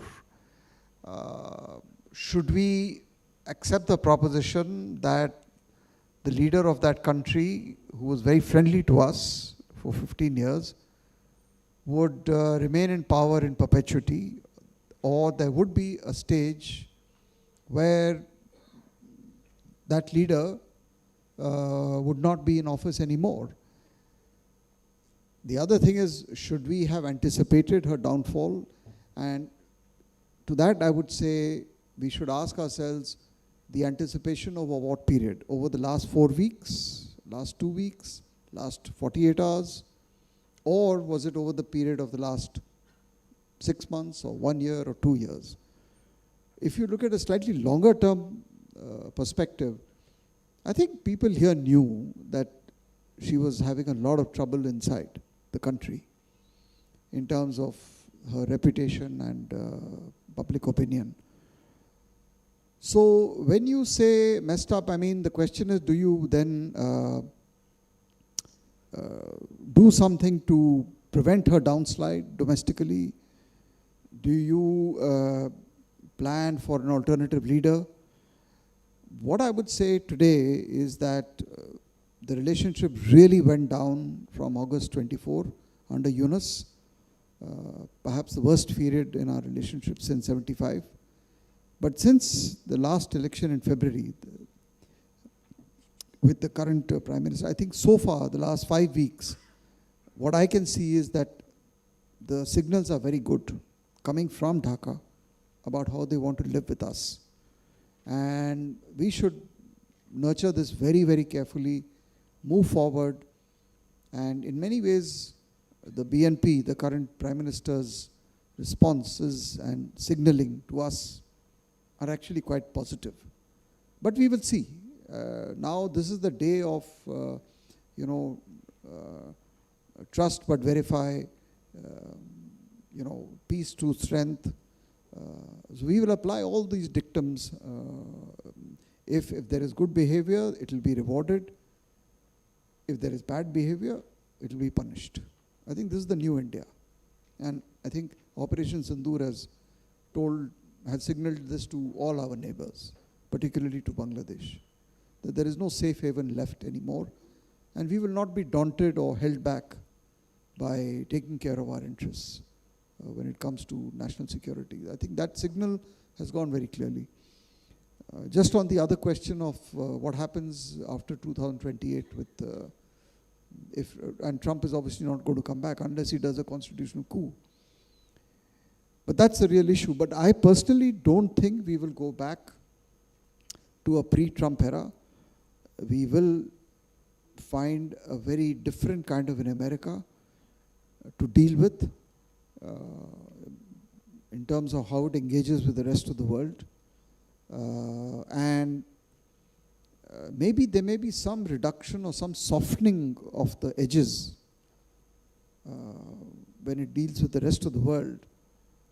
But this idea that the America must do whatever it takes to remain number one, and everything else is subsidiary or supplementary, that I think thought has come deeply ingrained. It also depends on who succeeds him and what his ideology is. As of now, there is no real evident, visible candidate or face on the Democrat side. So the future, we should be prepared. I think what the last 1.5 years has taught us, and also the Europeans, after all, more than us, just look at what is happening within the NATO alliance. They are fighting with each other. Who would have imagined that there would be this public spat and personal insults?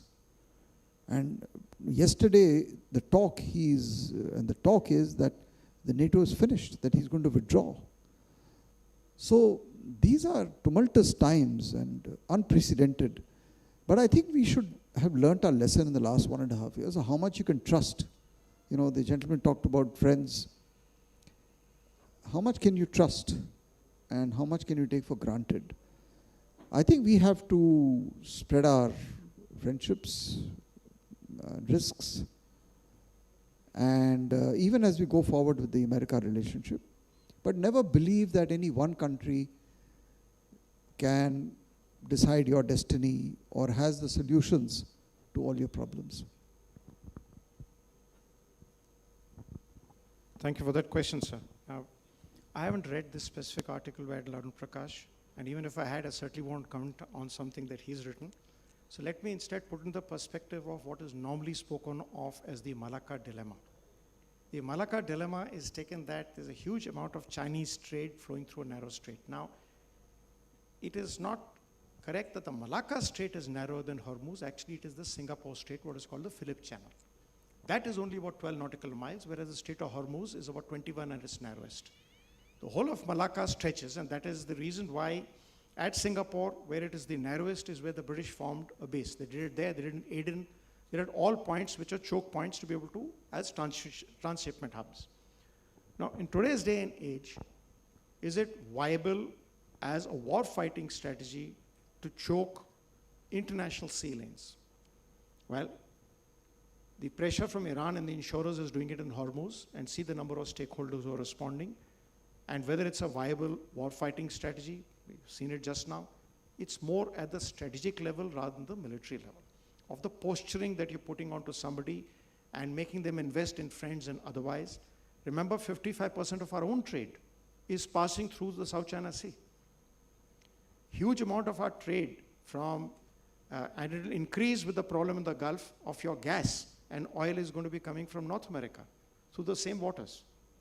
So monitoring the checkpoints and ensuring that they remain safe against non-traditional security and finding ways and means that commerce flows is in our interest. Utilizing the same international straits and thinking that we can use them for trade warfare will need to be far more nuanced. No trade warfare in a short period of time has had an impact unless it is at a specific port of embarkation or disembarkation. You need to blockade Karachi, you will have an impact. You carry out posturing by which all trade to and from a certain port stops, and that's exactly what was done last year, it will have an impact.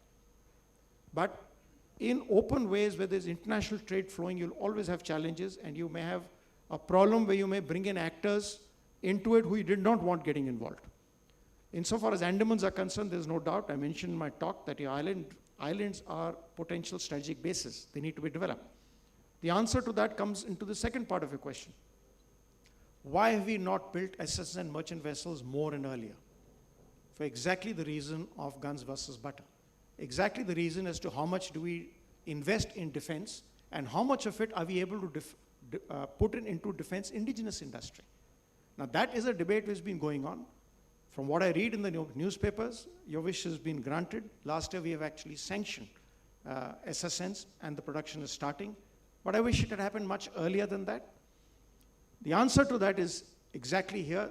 The total quantum of money available under the defense budget, how do we optimize it?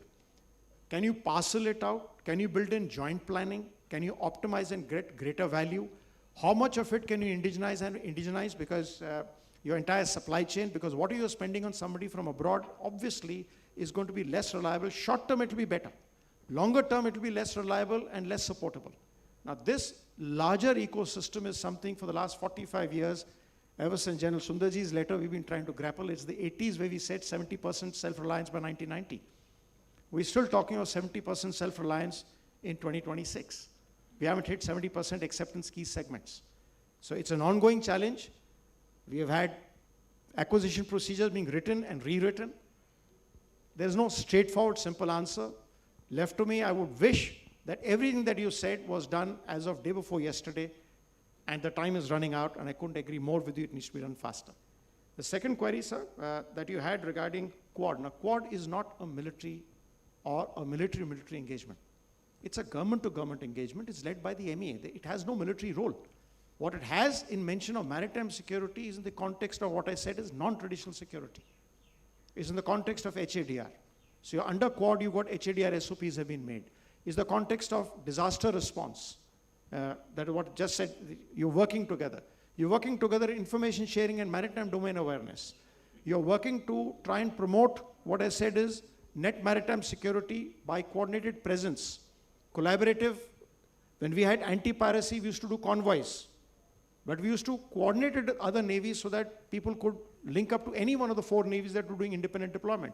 You're doing anti-narcotics operations. So it's larger policy framework at a government level, not at a military level.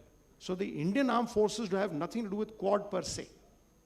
The Indian Navy is exercising with each of the countries which is represented in Quad, that's separate. And we have the Malabar series of exercise where all 4 of these countries are now exercising together. That again is a separate issue. It's not part of Quad. So what advantage or otherwise Quad brings us, I would throw that question back at Ambassador Pankaj Saran. But largely, I think he's already said it. You need to carry out engagement, find like-minded issues that you can work on points of convergence. And at the end of the day, remember, there's only one helping hand that you can rely on. And that, as Colonel Pramesh asked, is at the end of your own arm. Thank you very much, sir. We can have a few more questions. Yes, sir. So I'm Suresh Krishnani. I'm an ex-IRS officer, Customs and Central Taxes. So this is regarding our neighborhood first policy. And we have 5 countries which are sharing borders. Except for the Bhutan, we have not had a very congenial and cordial relationship. Rather, we had a very tough in Myanmar, Maldives. Then we have also with Myanmar and Bangladesh and Sri Lanka and sometimes and also Nepal. Pakistan is also basically, we had the same culture, same thing as basically, if we meet in person to person Pakistan, we are basically more as a one country, one person, one civilization. But totally this thing. So how do you feel that how we could go forward, and especially vulnerable area of chicken neck, you can, the question is of both of the how prepared we are, and is there should be give and take with some Bangladesh, some territory and all that, and also access to the seaport that way. Thank you. Thank you, sir. We can have 2 more questions. Yes, sir. So the war in Ukraine and also the retaliation which Iran has done with Shahid drones has shown the importance of drones warfare. They are upending the rules of conventional warfare. Vice Admiral Singh mentioned that he would like to see the timeline of India's preparedness crunching from 10 years to something like 3 to 5 years. So in the context of the urgency in terms of the use of AI and drones, how far or how prepared is India to cope with the challenge that is emerging?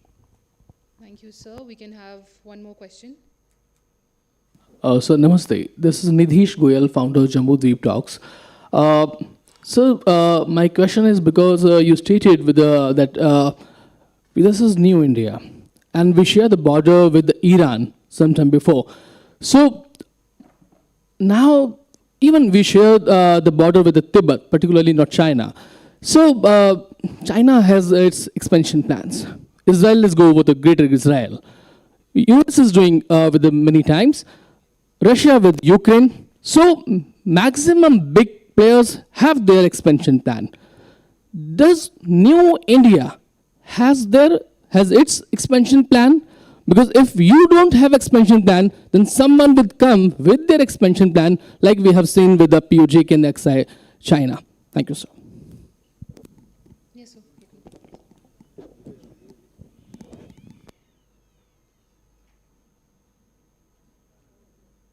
Hello. Good afternoon, sir. My question is to the ambassador. The issue is that, as you mentioned, as of yesterday, NATO has been very vociferous about the fact that the war must stop. And we are aware of what Spain has done and what the others have said.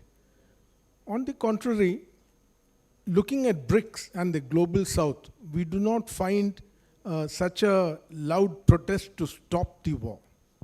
My question to you is, sir, why is the BRICS, in particular when we are in chair, along with Russia and China, and representing a major part of global south, so quiet about making a noise to stop the war in the first place?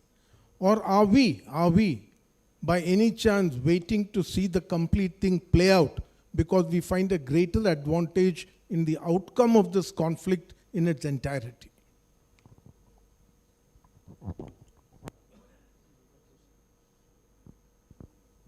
So, on the neighborhood first and the chicken's neck. So, look, neighborhood is what you have inherited. You know, half your neighborhood was chopped off by the British when they left in 1947. So, you were left with only a little bit of what you had before 1947. And after that, one became two, so further cut. So, each of these neighbors has their own history, cultural affinity with us. But what is common to all of them is that, they're all in very serious stages of economic and institutional and political challenges. So if you start from the west and go east and go down south, there's not much you can say in terms of hope or success story. If you start Afghanistan, Pakistan, Nepal, Bhutan is maybe an exception. Bangladesh, Myanmar, Sri Lanka, Maldives. And among these today, the tragedy for us is sometimes, you have no choice about who your neighbor is. Now, Afghanistan has been in war since the Soviet invasion. Basically, it's a failed state. Myanmar, I would say it's a failed state. The center doesn't control half the country. Nepal has had 10 or 15 prime ministers in the last 10 years. So each of them is in great difficulty. And so that definitely impacts on us also. But is it all our fault?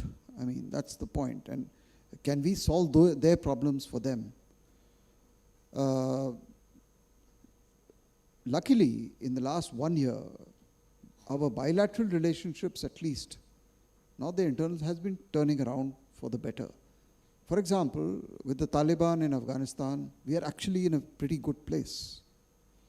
With Nepal, I think the recent election, it's early days, but what we know is that, and Admiral Singh we were together in Kathmandu, we were told by the Nepalese that for the first time, India was not a factor in the election. So the level of anti-Indianism is latent, much less. Bhutan is going fine so far. Bangladesh, as I mentioned, we are seeing the signs of a good turnaround for the better. Myanmar is a very, very dangerous, any of you who are likely or have been posted in the northeast, I would say it is a single biggest threat to India, and there was a reference to the Look East policy and all that. It's basically a country in which the center has lost control of the periphery. So you don't know who to deal with. But still, the relationship with the army, Janta, between us and them is okay. But we've also started talking to the ethnic armed organizations. Similarly, in the case of Sri Lanka and Maldives, both, the relationship is turning around. If you remember, the same president in Maldives, he won the election on the platform Quit India or India Out. That has changed. So this is where we are, broadly speaking, on the neighborhood. There will be cycles of good and bad. We have to just live with those and manage them. Bangladesh, 15 years under Hasina, we had a great time. Now we have to rebuild the relationship. Chicken's neck, I don't need to tell this audience, I don't think they see it as any neck. I mean, when the crunch comes, there'll be enough solutions that the Indian Army will find to handle any security contingency. So I don't think that's really, from a military point of view, a big problem for us. The only thing we have to keep in mind is we should not be in a situation where you have to exercise a military option. On the expansion plans, I'm not going to tell you in public. This is being recorded. So, but trust me, we know what we have to retrieve, what we have lost. And the Indian footprint, let us be clear, extends from Morocco or the Gulf or Oman right up to the temple in Thailand and Cambodia. This is the Indian footprint, and including, by the way, into Central Asia. So the swath of India's influence over the last couple of 1,000 years exists. I'm not saying we're going to retrieve all that territory, but there is that truth about India's presence, and we should always be conscious of it. On the BRICS silence, I agree with you. It would have been good if they had issued a statement, but I think the reason they have not issued a statement is, number one, of course, that both Iran and UAE are members of BRICS. Number one. Number two, when you draft the statement, there are differences, so I presume the Russians and the Chinese would have wanted much more aggressive anti-American language, which I don't think we were ready for. So differences within the BRICS have led to a situation where, and since we are the chairman, perhaps to this outcome where we have maintained some silence. But let us see. The BRICS summit is 6-7 months down the line in India. And things change so fast. So we'll see how the situation develops. We may have a totally different situation after 6 months. How prepared are we? You got that answer last year, sir. How prepared we are vis-a-vis the latest drones that are available with adversaries, supported by AI and ISR. Issue is, how prepared are we for tomorrow's war? Today's war, we are well prepared. You've seen the results. How prepared are we for the changes that are taking place in the war ahead of us? It's a race. The pressures are tight. Timelines are very tight. And the last few years, you've seen the amount of thrust that's been given to indigenization and innovation. Gen Manjinder himself has authored the document of changing the procurement procedures and policies to delegate far more to indigenization to make it swifter. We had rounds and rounds of what we call the defense innovation startup challenges. You got something like 2,000 winners who have been reaching out to startups to come out with innovative technologies. So it is an ongoing race. The good part of it is it's been recognized. Money is being put into it. Procedures have been realigned. And innovative talent and capacity has been given thrust. Now, how quickly can we harness it, integrate it into our operational doctrines, start working on our operational doctrines in parallel before the induction has taken place, because we don't have time for sequential action, that we first do one, then do the other. How can we integrate it across forces? How can we change our architectures so that we're able to capitalize upon it? Now, all this is an issue and activity that's going on by all the people who are currently wearing uniform. Let's trust them that they're doing it. Next week itself, you have run Samvad, which last year examined a lot of these issues, and I'm sure in the coming week, a lot of this will come out. My point of emphasizing is that the timelines are very short, and whatever we are doing needs to be accelerated across the board. Thank you very much, sir. With this, we conclude our Q&A session, ladies and gentlemen. Thank you very much to our speakers and to our audience for an engaging Q&A session. I now request our speakers to kindly be seated back with the audience. Thank you, sir. Thank you very much.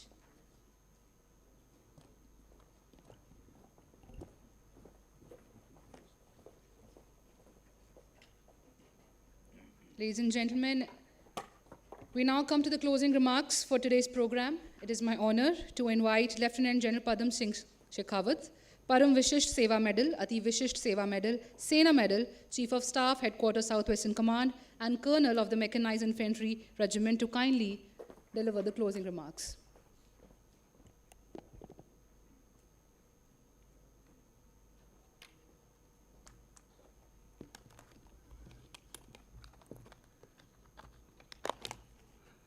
Jai Hind and a very good afternoon to everybody.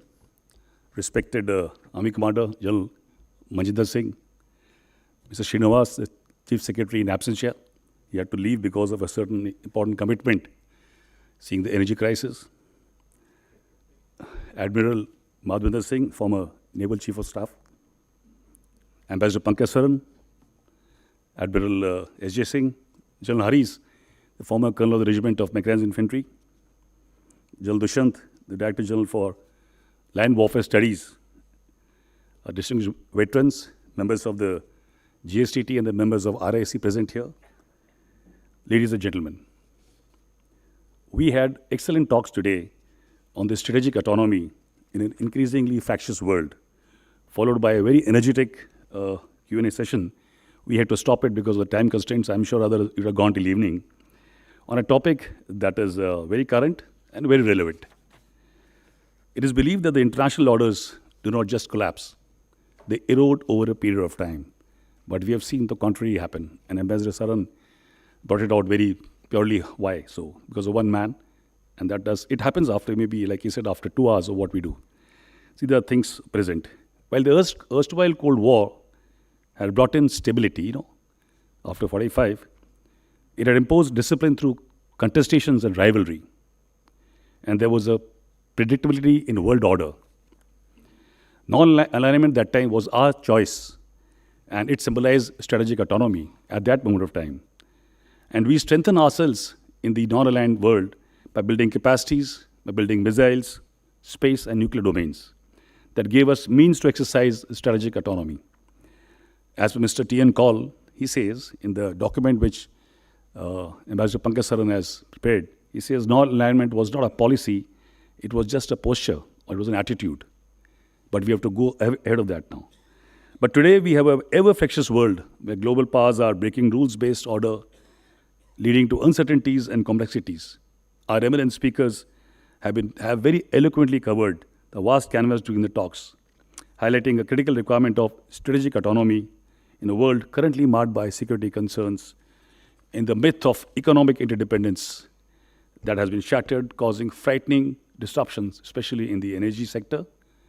Geographic contestations and denials are leaving the world helpless, and hegemonic complexities today pervade the world order. In this whole gamut, India's pathway can neither be confrontational nor be of acquiescence. We need to seek a balance in our policies and our actions. Balance is not a passive outcome. It was brought out by Ambassador Saran also, and so did General Admiral S.J. say about it. Nor does balance imply neutrality. It is actually an active strategy. We need not be an isolationist or be non-aligned or aligned. We need to maintain an equilibrium in our relationships across the competing positions today and hold dialogue with the world, with our neighbors and our extended neighborhood. But we should not dilute our interest. Today, alignment and alliances are increasingly becoming transactional. Multilateralism and multipolarity, as our foreign minister has been saying, has been our current policy. Does it lack ideological coherence? again, Mr. M.K. Narayan in his document says, he thinks that strategic autonomy is rooted in principles, while multipolarity is based on common civilization, beliefs, and concepts. So there's a difference between these two. In such a scenario, where balance in relationships become a conscious choice for us, when, as was said, a friend fights a friend, as Ambassador Pankaj Saran was saying, and he's brought it out very, very succinctly, and put forward our options of maintaining a balance and equilibrium in our foreign policy. He says that we should take advantage and see how China responds to the growth. And growth, he says, is the only mantra for our strategic autonomy. But then just balance cannot rest on restraint. It has to be backed by a credible force, a credible deterrence. And when the equilibrium tilts and it is threatened, we need a credible force to act. We cannot afford to be pushovers. We need a credible military force and a credible deterrent nuclear policy. More importantly, we need to be assertive and willing to respond with firmness and in an appropriate proportions. Use of force is thus not a departure from balance. It actually accentuates balance. Our response in Operation Sindoor has demonstrated our capability to maintain balance and willingness to use force. And I'd like to bring out that we have amongst us Admiral S.J. as the CNC of West Naval Command, whose would-be actions forced the Pakistanis to come to knees. Had the West Naval Fleet sailed across, the story would have been different. Though we are going live, but I must acknowledge these efforts. So war actually, there's an old age saying, war is a constant while peace is temporary. You go back to the Westphalian Treaty of 1648, and then we thought the world wars and on and World War I, Treaty of Versailles, World War II, the UN. Until today, we have a war which is looming across, I think there are 63 such crises going around, the worst being the present one with the US and China, US and Iran. In the prevalent situation that has happened today, the multi-domain operations are actually the scenario that is now more current and more relevant. And use of force transcends beyond kinetic force, kinetic means. It involves intelligence, it involves surveillance, it involves space, cyber, and today the battlefield is shaped by intelligence. Data and algorithms today shape the battlefield awareness, and dependence on technology and the ecosystem is so very essential. This has been very aptly brought out by the Admiral S.J. in his talk. In summation, if I have to speak, I had a word with General Shami Mehta, who said to please speak this line on my behalf. Shami Mehta has said, and he's very rightly, when I heard all the three talks, the Army Commander's talk and the General Dushyant's, and including these two, he says strategic autonomy must be driven by national interest. It must be disciplined by core principles and expressed through restraint.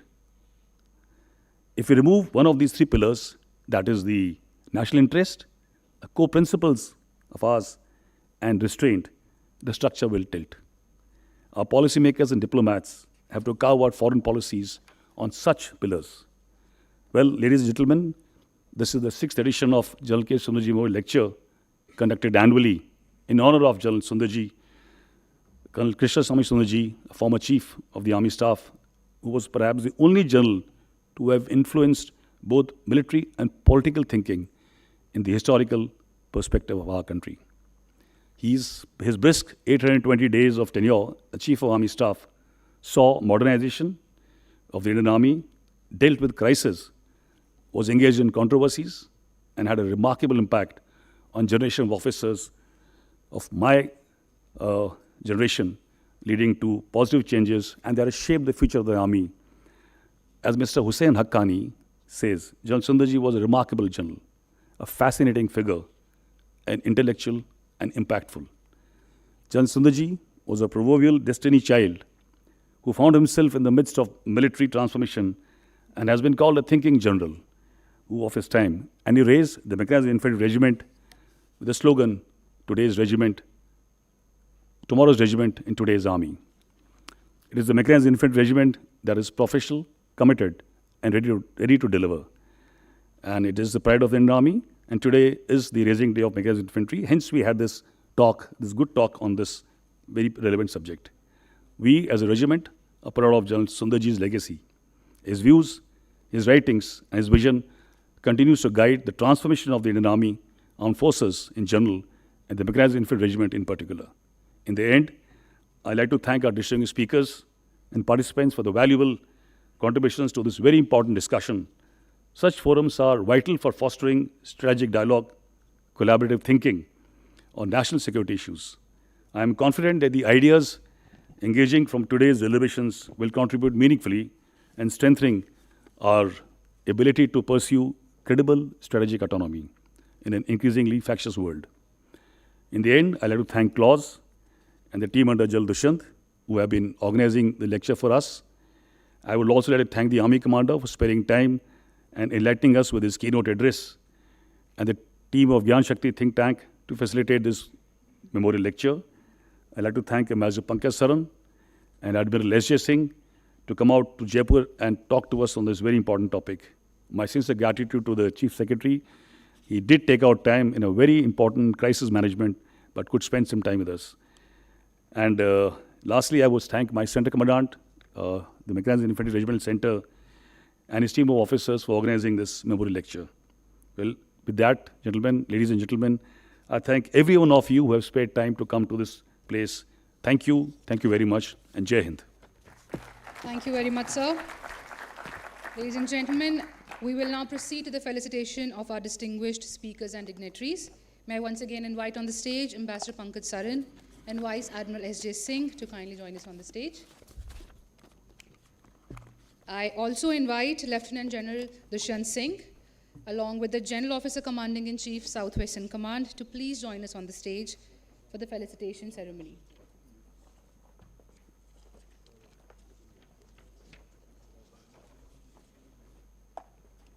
We begin with Ambassador Pankaj Saran. So I request you to kindly accept a small token of our profound appreciation as a mark of our gratitude and respect. A huge round of applause, ladies and gentlemen. Thank you, sir. Next, we felicitate Vice Admiral S.J. Singh. Sir, we sincerely thank you for your insightful contribution, and a huge round of applause, ladies and gentlemen.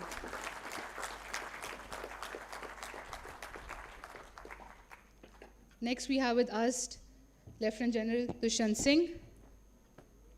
Sir, we are truly grateful for your guidance and support. Kindly accept this token of our appreciation. A huge round of applause, ladies and gentlemen. Thank you very much, sir. And finally, to our esteemed chief guest, the General Officer Commanding-in-Chief, Southwestern Command. Sir, it is an honor to have you with us today. A huge round of applause, ladies and gentlemen.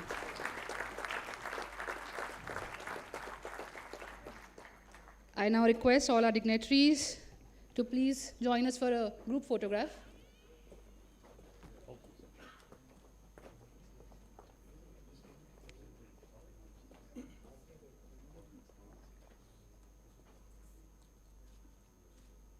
Ladies and gentlemen, as we conclude the felicitation, Ambassador Pankaj Saran would also like to present a book on strategic autonomy, edited by him and published by NATRAT, as a gesture of intellectual exchange and continued strategic dialogue.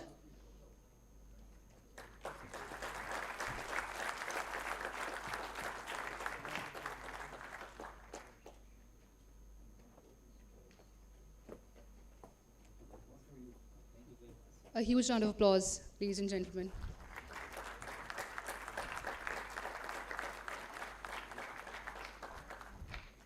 Thank you very much, sir. I request all the dignitaries to please rejoin the audience. Thank you very much, sir. Ladies and gentlemen, this brings us to the end of General K. Sundarji Memorial Lecture 2026. On behalf of the Mechanized Infantry Regiment, Headquarters Southwestern Command, and the Center for Land Warfare Studies, I thank each one of you for gracing this event with your presence, your attention, and your engagement. Events such as these draw their attention not only from the speakers on the podium, but also from the quality of the audience that listens to. We honor the memory of General K. Sundarji. We carry forward his legacy, and we dedicate ourselves, as he always urged, to a strong, self-reliant, and future-ready India. May I now request all our esteemed guests to kindly proceed for lunch, which has been catered at SSOI. We look forward to your continued company. Thank you very much, everyone. Jai Hind.